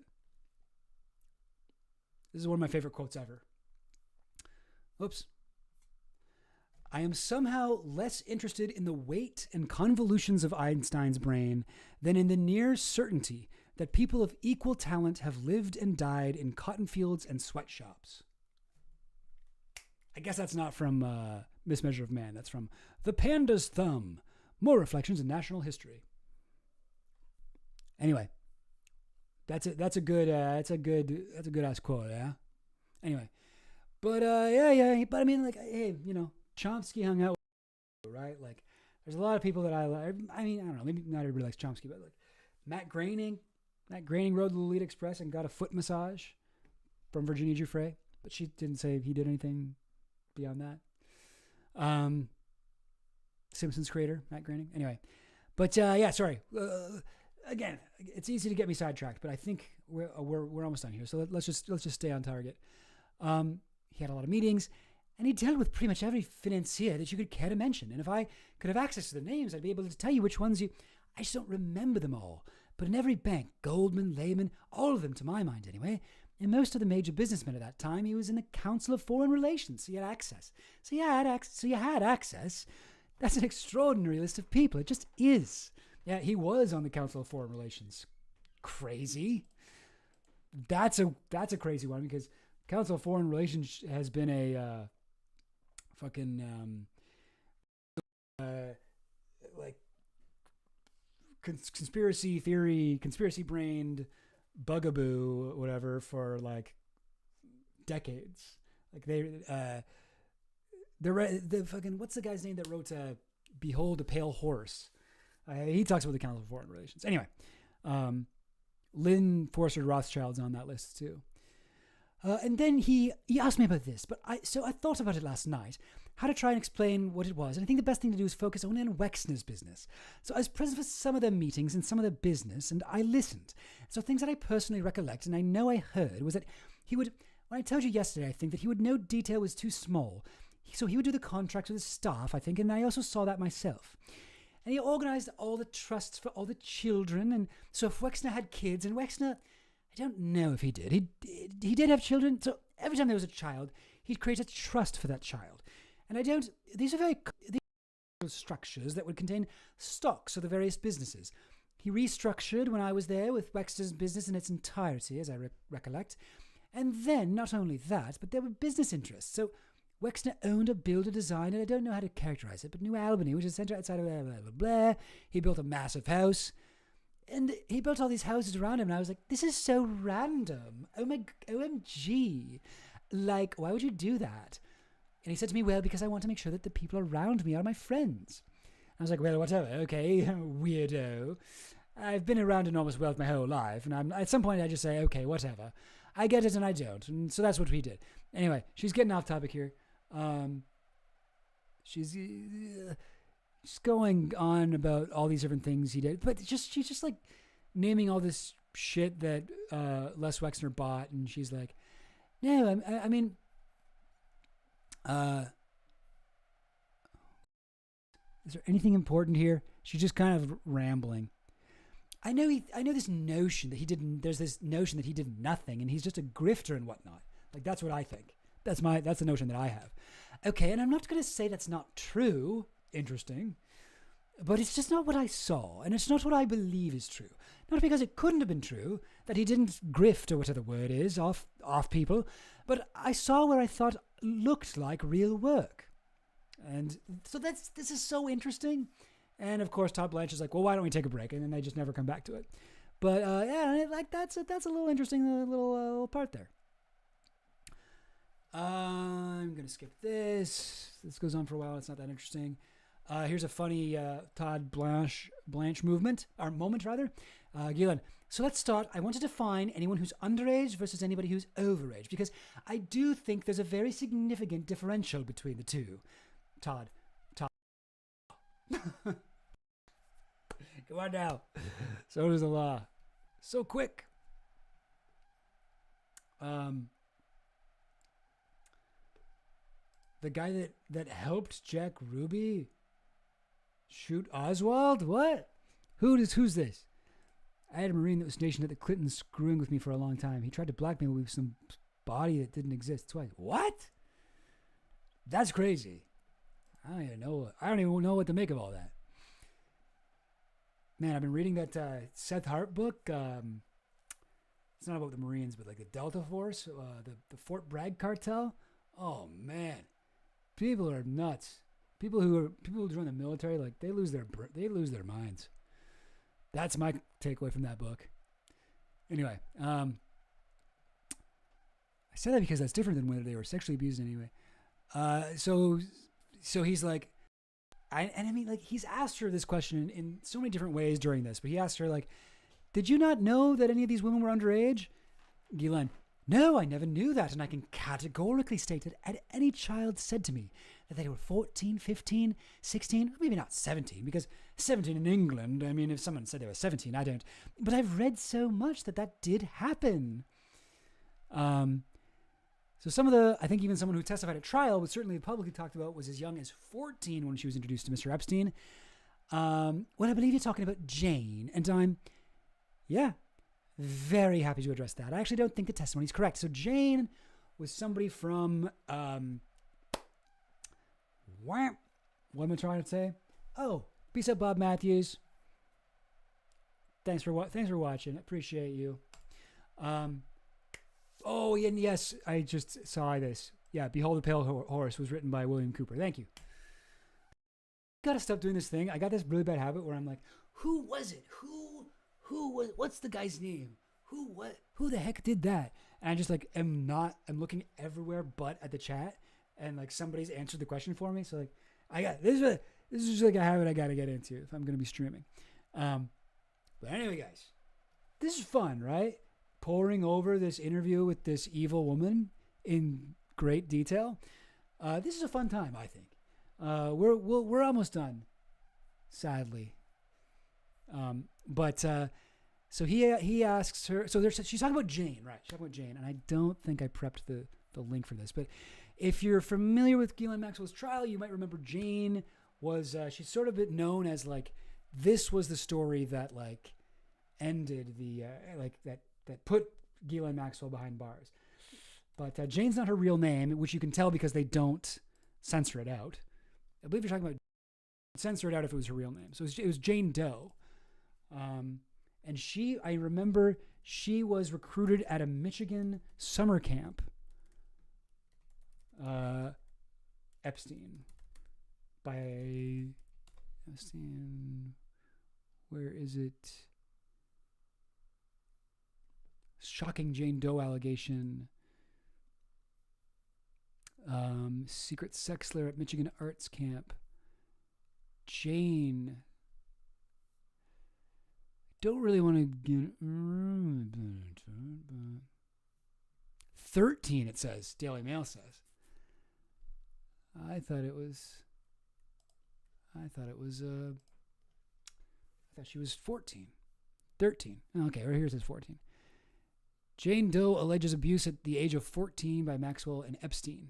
And so she is one of the many people, by the way, who said Maxwell not only like knew about the abuse or like prepared her for the abuse or like told her to go get abused, she participated in the abuse. Abuse at the age of 14 by Maxwell and Epstein while massaging, including with adult toys, explicit behavior. Now Jane, so this is the, I like, maybe we don't need to get into this whole thing, but this is who they're talking about, Jane. And we don't know who Jane is. We don't know her real name. But that's who they're speaking about. And so here's Ghislaine Maxwell in prison because of this testimony.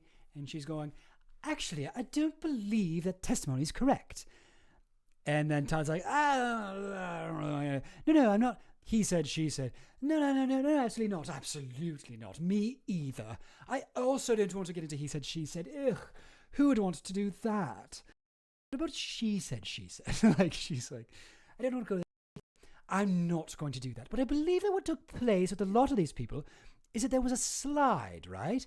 So there was I don't know what she means by this. So there was a zone, and he did meet her, and I did meet her, and I knew that she was a young child, and I knew she was not an adult but I don't believe he met her till she was 16. But he didn't meet her till she was 16, and the entire testimony of the 14, 15, 16-year-old is therefore not accurate. Did I meet her when she was 16 with her mother? I absolutely did. And did I know that she was young? I absolutely did. But everything that took place that was alleged at trial at the 14 and the 15 and the 16 is not accurate. So this is this is sort of similar to like how she defended against Virginia, because she's like fucking, like Virginia says like, hey, like they recruited me when I was 15, and she was like, recruited you when you were 16. And it's like the same thing here. She's like, no, she wasn't 14 when he met her. She was 16. I believe she was 16. Like, where does it say that? Oh, geez. Where does it say that? Well, I believe it's wrong because I don't believe he met her till she was 16. It's like, that's still a problem, Ghislaine.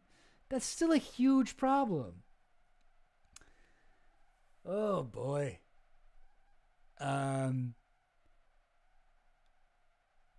Oh, yeah. Oh, interesting. 86, you think? Certainly the 90s. 91, 94, 96, 2001. 97 is the big year with Trump. That's the year that Trump divorced Ivana and divorced Marla Maples. And it was a while until he met Melania. But during that Epstein was giving Trump girlfriends, like one after another.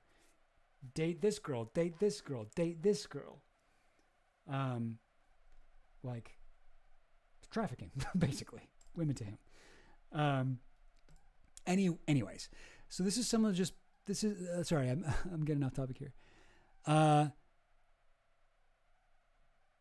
So yeah, so she's doesn't really have any excuse. What she's saying doesn't make any sense. She's saying, yes, no, I remember Jane. I remember I met her when she was a child.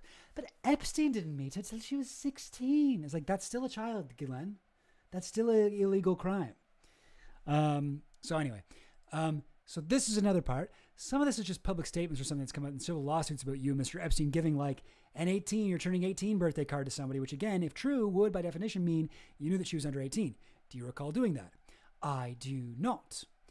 I mean, no memory of that at all. And I believe that would be the person that called herself Kate, has now announced herself in her own podcast for who she really is. So this is crazy. When I read this, I was like, whoa, crazy. Because Kate was the pseudonym for Anushka DeGeorgiou in the testimony. And Anushka DeGeorgiou claims to have met Epstein when she was 17. So that would make sense that she's saying that Epstein and Ghislaine gave her a 18th birthday card. But I just thought it was funny because Anushka, you guys remember Anushka? I've like brought up her podcast like on almost, I feel like almost every stream because it's so interesting. There's like a bunch of new stuff in it all the time. Anushka DeGeorgiou. So why don't I go ahead and she has like no subscribers, and this is like this is in July that this interview took place. So yeah, go subscribe. But like 312 subscribers. But like, yo, I thought I was the only one listening to the Empowered Exchange. Apparently, Ghislaine was listening too. Anyway, yeah, crazy. But yes, she's now announced herself in her own podcast for who she really is. Her name is Anushka. So I did not meet Anushka until actually she was either 20 or 21. That's absolutely not true. So it would be very hard for me to give her an 18th birthday card. In the testimony, there's also, do you accept that slid back? So Anushka is, in my opinion, like one of the most important like victims, and more people should be talking to her. Ty E. McCullough, like, insane life, it sounds like. I don't even... What the hell? Is this true, or are you writing fan fiction about yourself? That's crazy. Okay, sorry.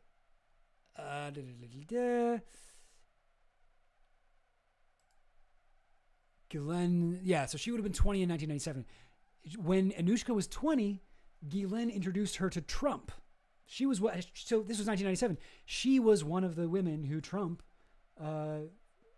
met through Ghislaine and Epstein. One of the at least two that we know of, and very likely many more than that, including maybe Melania Trump. Epstein claimed he introduced Trump to Melania.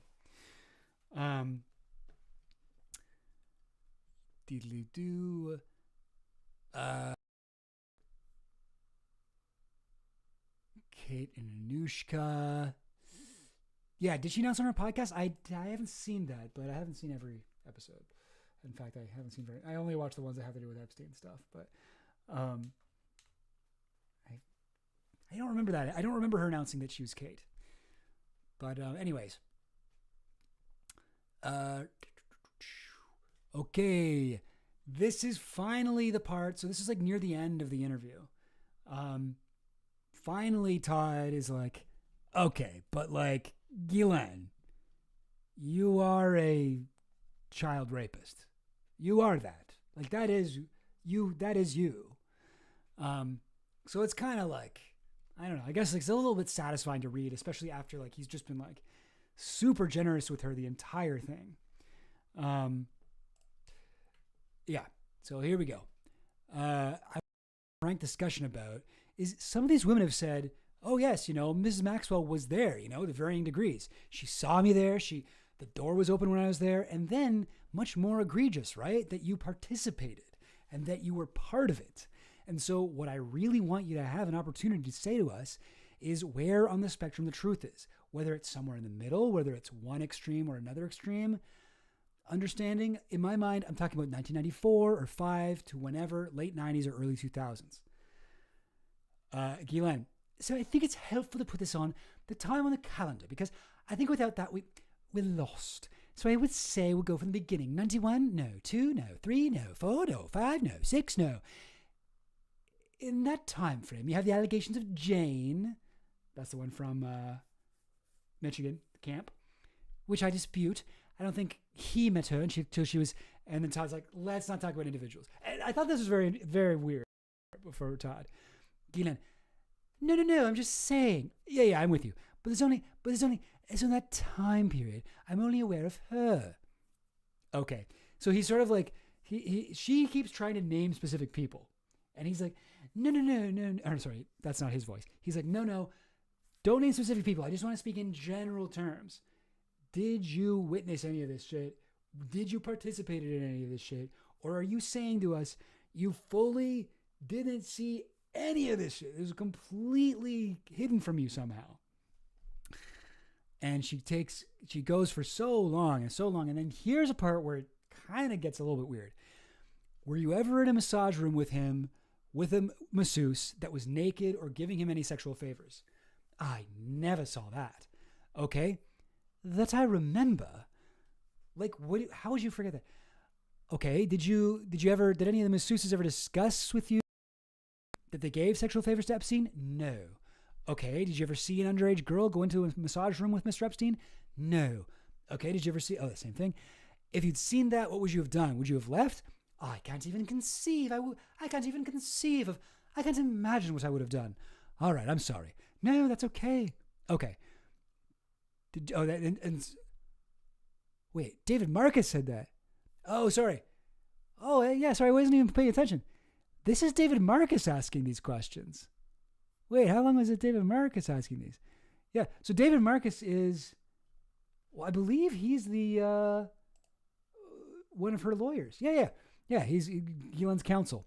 So this is one of her lawyers asking this.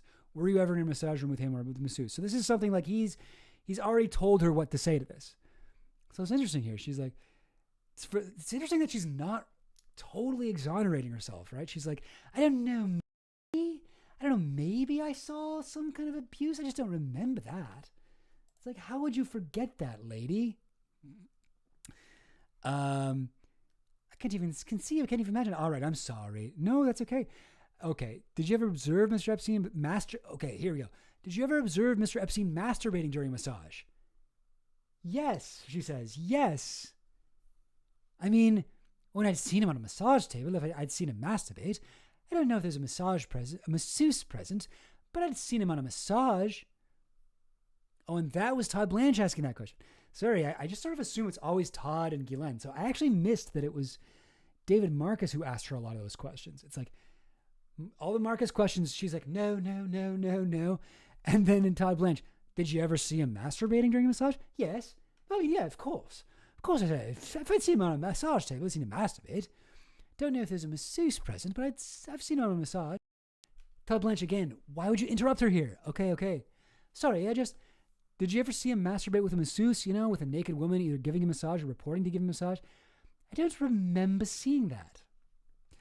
And then so it goes on for quite some time. And then she's like, I want to say that I have been. I remember there'd be times when he'd be getting a massage and I'd be in the room and I could be on his feet and somebody else could be on his feet and we could be talking. So there is that. But that's not you're not talking about something that's sexual. You're just talking about literally just rubbing his feet. Yes. Okay. But that's not what I'm talking about. I'm saying, okay, well, they could be that sometimes the women might be topless who are giving that. So you could say that was sexual in that context. And it's like, what? Excuse me? This is now an erotic massage, right? That's how I would describe it. I guess for Ghislaine, this doesn't rise to the level of being sexual, but I don't know. I certainly would say. But Todd is also like, no, that's not sexual. I'm talking about the repeated reports of certain sex acts happening with you present and even participating. No. This is Ghislaine saying why Epstein liked to hang out with young people. As he defined it, he found it invigorating. He liked being with younger people, and not just younger people. I'm just saying because they gave him ideas, and they were up to date with music, and I don't believe that, because Epstein had a documented horrible music taste.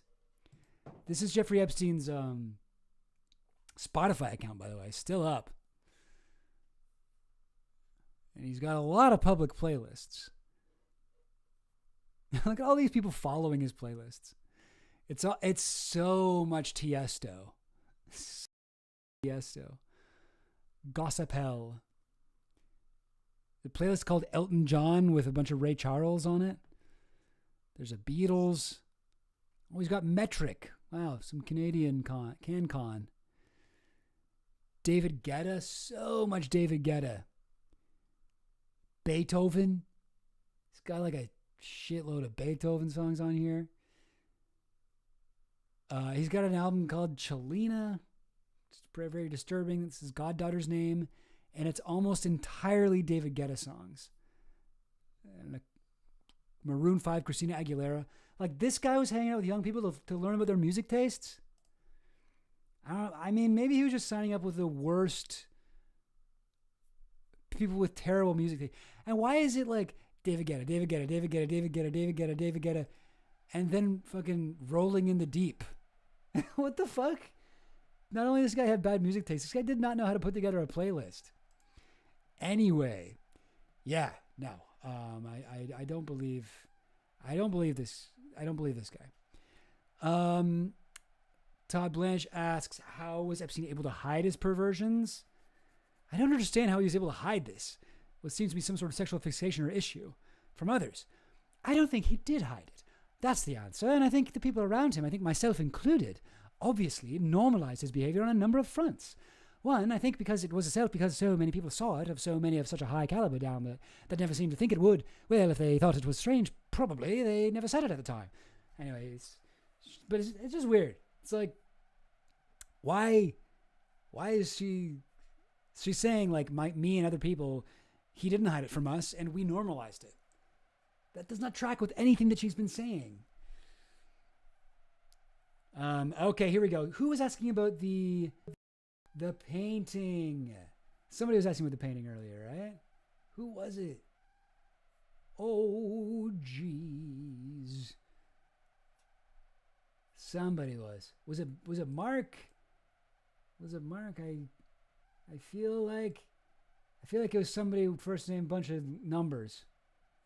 Well, anyway, whoever it was, we get to the painting. So if you don't know, actually, let me show you the painting. Here it is. No, that's not it. Where is it? Here we go.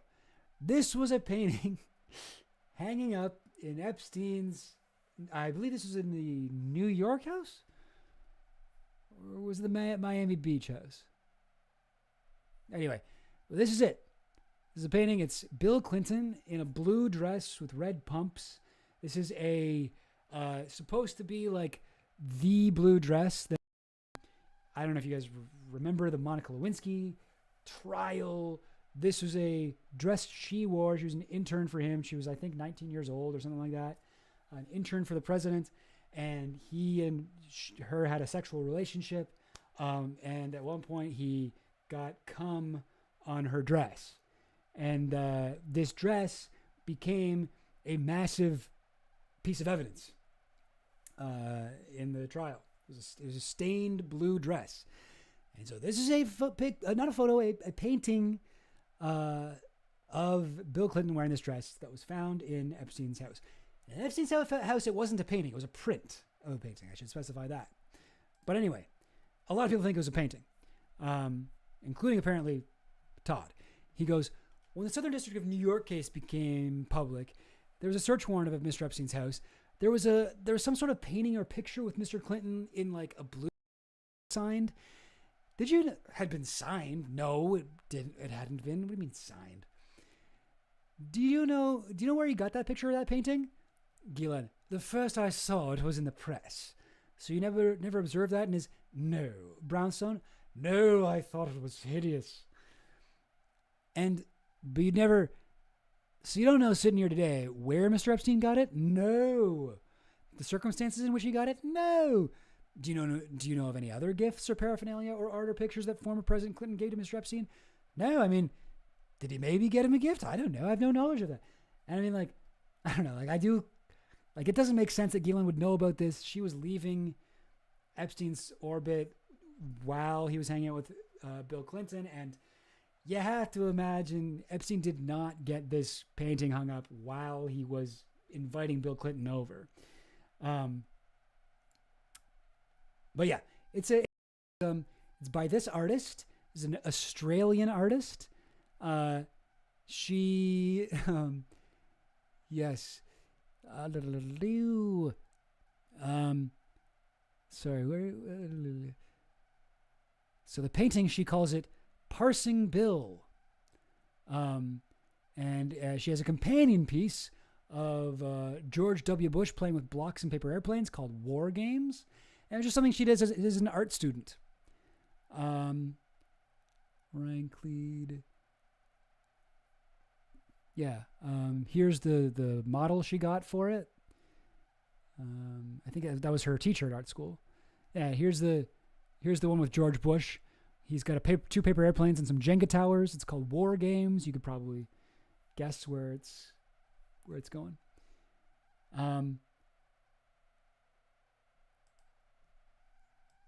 Yeah. So she had uploaded, and yeah, so this would have been way after Ghislaine's time, because she didn't even. When was it that she painted it? Around 2012. So like long after. Long after she had like been Ghislaine had left the thing. Like she wouldn't have been around. And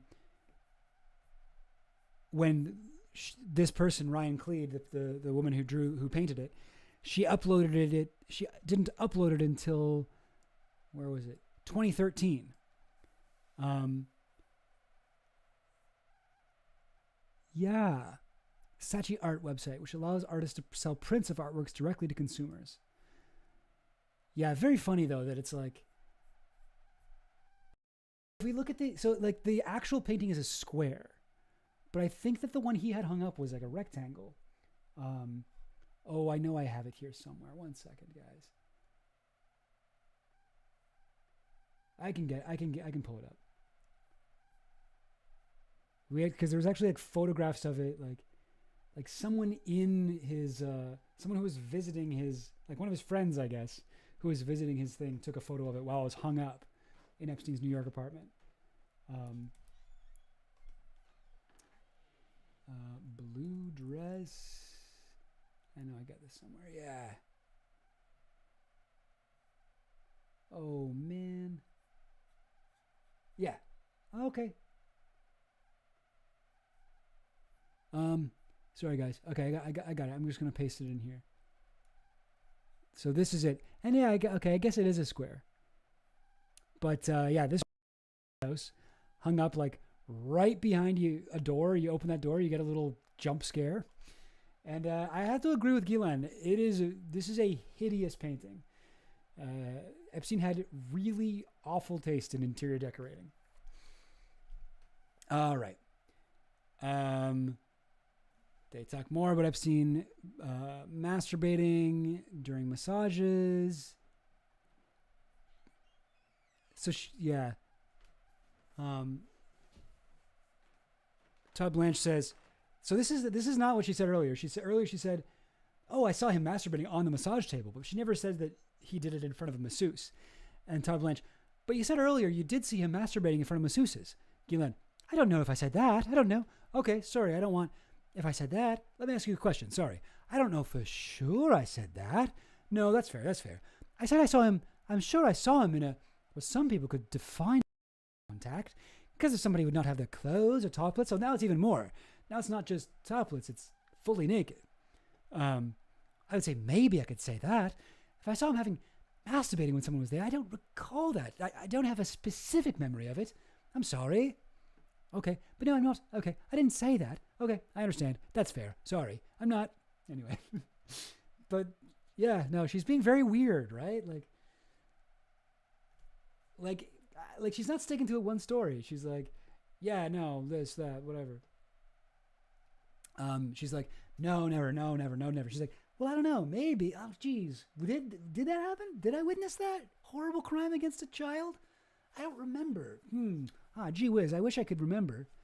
But it's a little weird, though. Hey, Skeletino! You're heading out, I guess, but you're still sort of here, maybe? I don't know. Sorry, I know that was from a long time ago.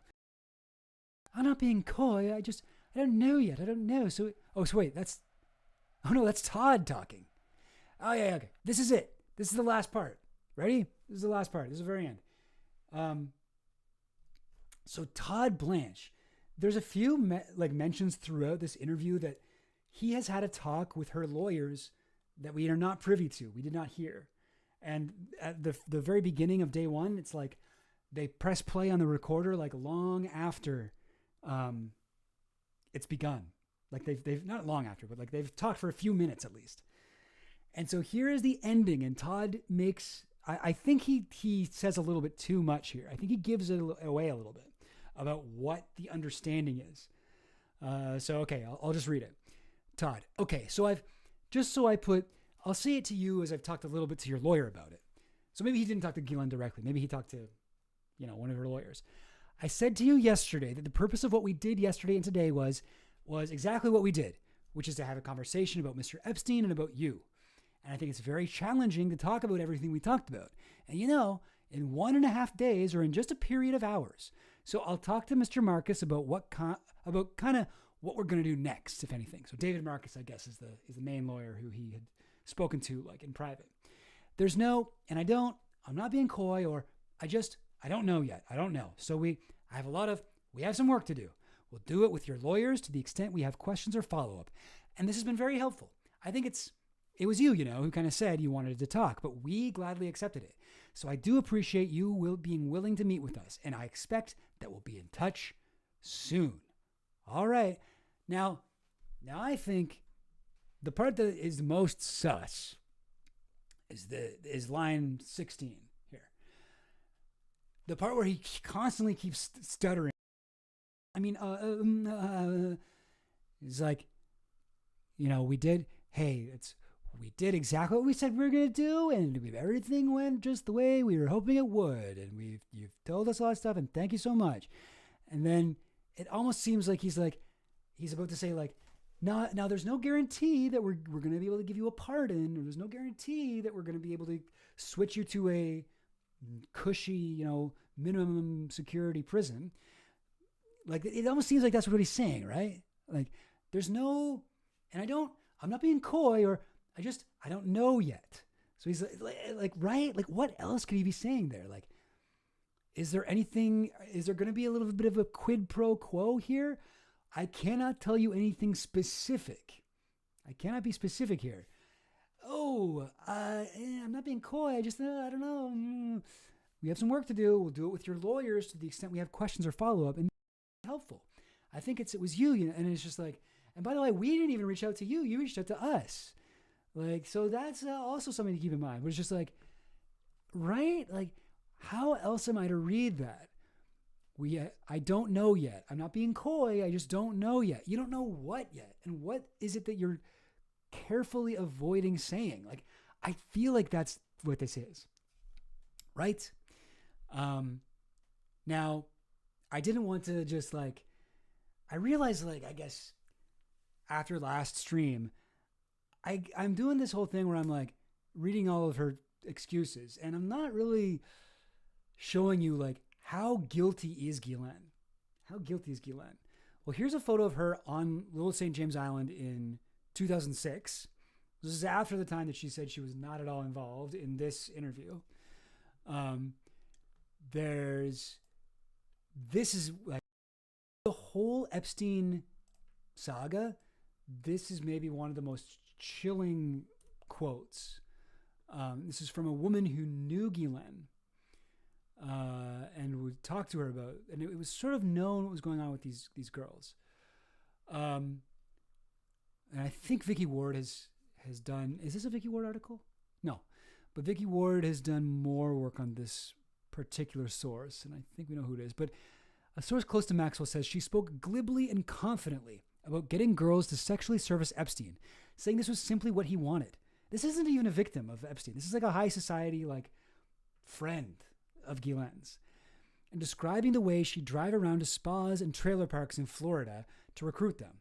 She would claim she had a phone job for them, and you'll make lots of money, you'll meet everyone, and I'll change your life. The source continues, Ghislaine was in love with Jeffrey the way she was in love with her father. She always thought if she just did one more thing to him to please him, one more thing for him to please him, he would marry her. Maxwell had one other thing to tell this woman. When I asked what she thought of the underage girls, she looked at me and said, "They're nothing, these girls. They are trash." I'm trying to zoom in on it. They're nothing, these girls. They are trash. Yeah, that's really something. And it's just like there are multiple victims of Epstein who we know were victims of Epstein. We have photographs of them with Epstein. We know that they were like underage, hanging out with Epstein, meeting all these people, whatever, going on the Lolita Express. We have their names on the Lolita Express. We have documentary evidence that they were being abused. And these women, like many of them, say that Ghislaine, like Todd Blanche points out in the interview, Ghislaine not only like witnessed it, she not only specifically trained girls to please Epstein properly, she like participated in the abuse. She would be in like a threesome with this child and Epstein, and like be performing like sexual acts on these children. Like multiple witnesses have done this. So this is not an innocent person. And I agree, Adam. There is a impulse that a lot of people have to make Ghislaine a victim. And I mean, you know, like maybe she in some way was a victim, but like maybe she was, I don't know, maybe Epstein had, like did some horrible things to her as well. But that is no excuse. She is not in the same situation that these girls are. She's a grown woman with vast fortune, as opposed to like a high school girl who lives in a trailer park and like needs money. Like this is how, like, there's no excuse. And Ghislaine is a perpetrator of this sort of, you know, crime. And my God, if she gets a pardon because of this shit, like, Jesus Christ. Like, I mean, I mean, I don't know.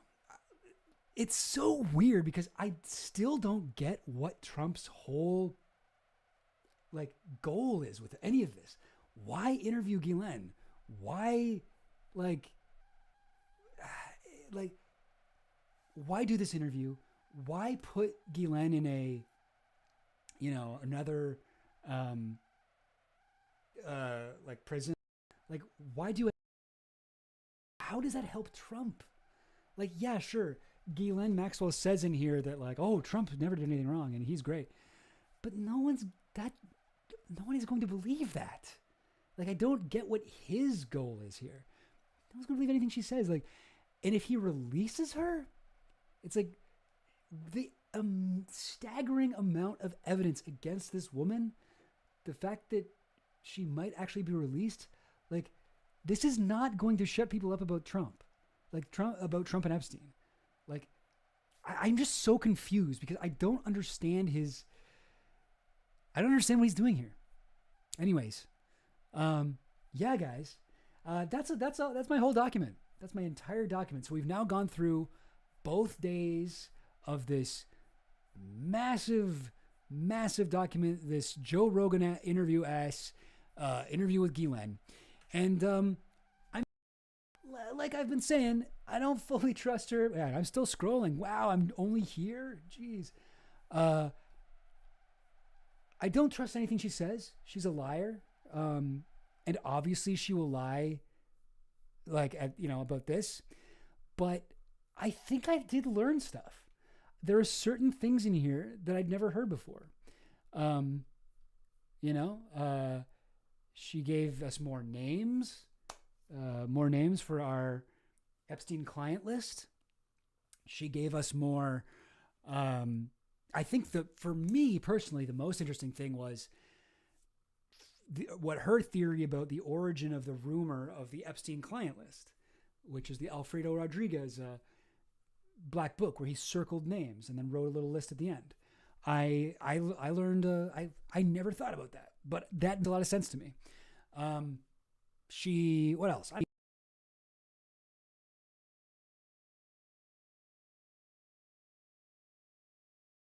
there we go. But yeah.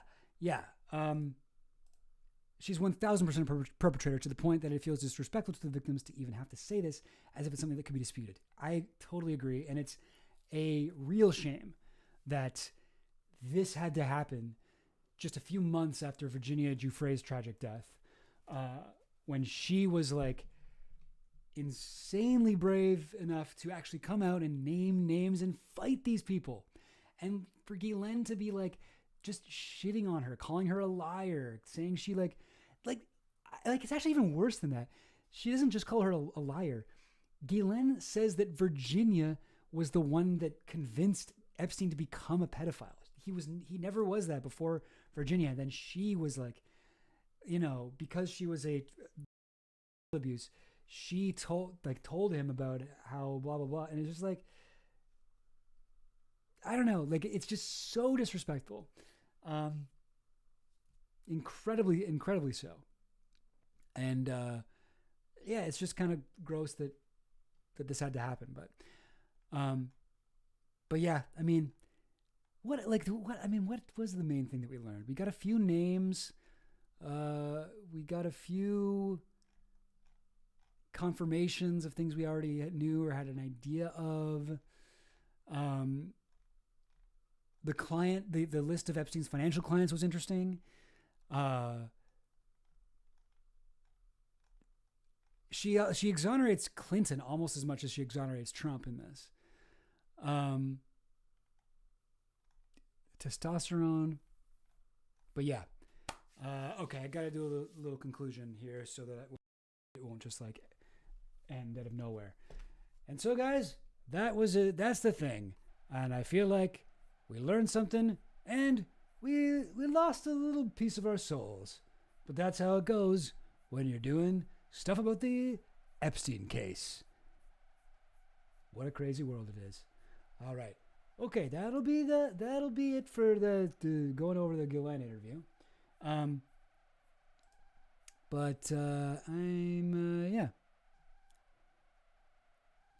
Shall I end it there? Perhaps I shall. Okay, I'll end it here. I'm a little bit tired. This is a long stream for me. Maybe it's not that long, but for me it is. What was I going to say? I was going to say something. Oh, yeah. Make sure you come by on Sunday, guys.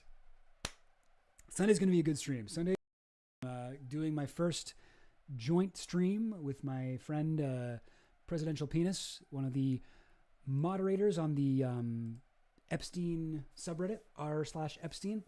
And we are going over the women who link Donald Trump and Jeffrey Epstein. I think we're going to do that. We still got some planning out to do for that. But we got some like bombshell stuff. We've done some of our own investigations into it, and I'm really excited about it. But yeah, guys, let's do it. Let's do it. Anyway, thanks for watching. I still don't know how to raid, and I also don't really know who else streams. Like, I don't know how I could raid. But I'm going to end the stream, and yeah. Sorry, this is going a little longer than I wanted to. It takes me a while to find the button.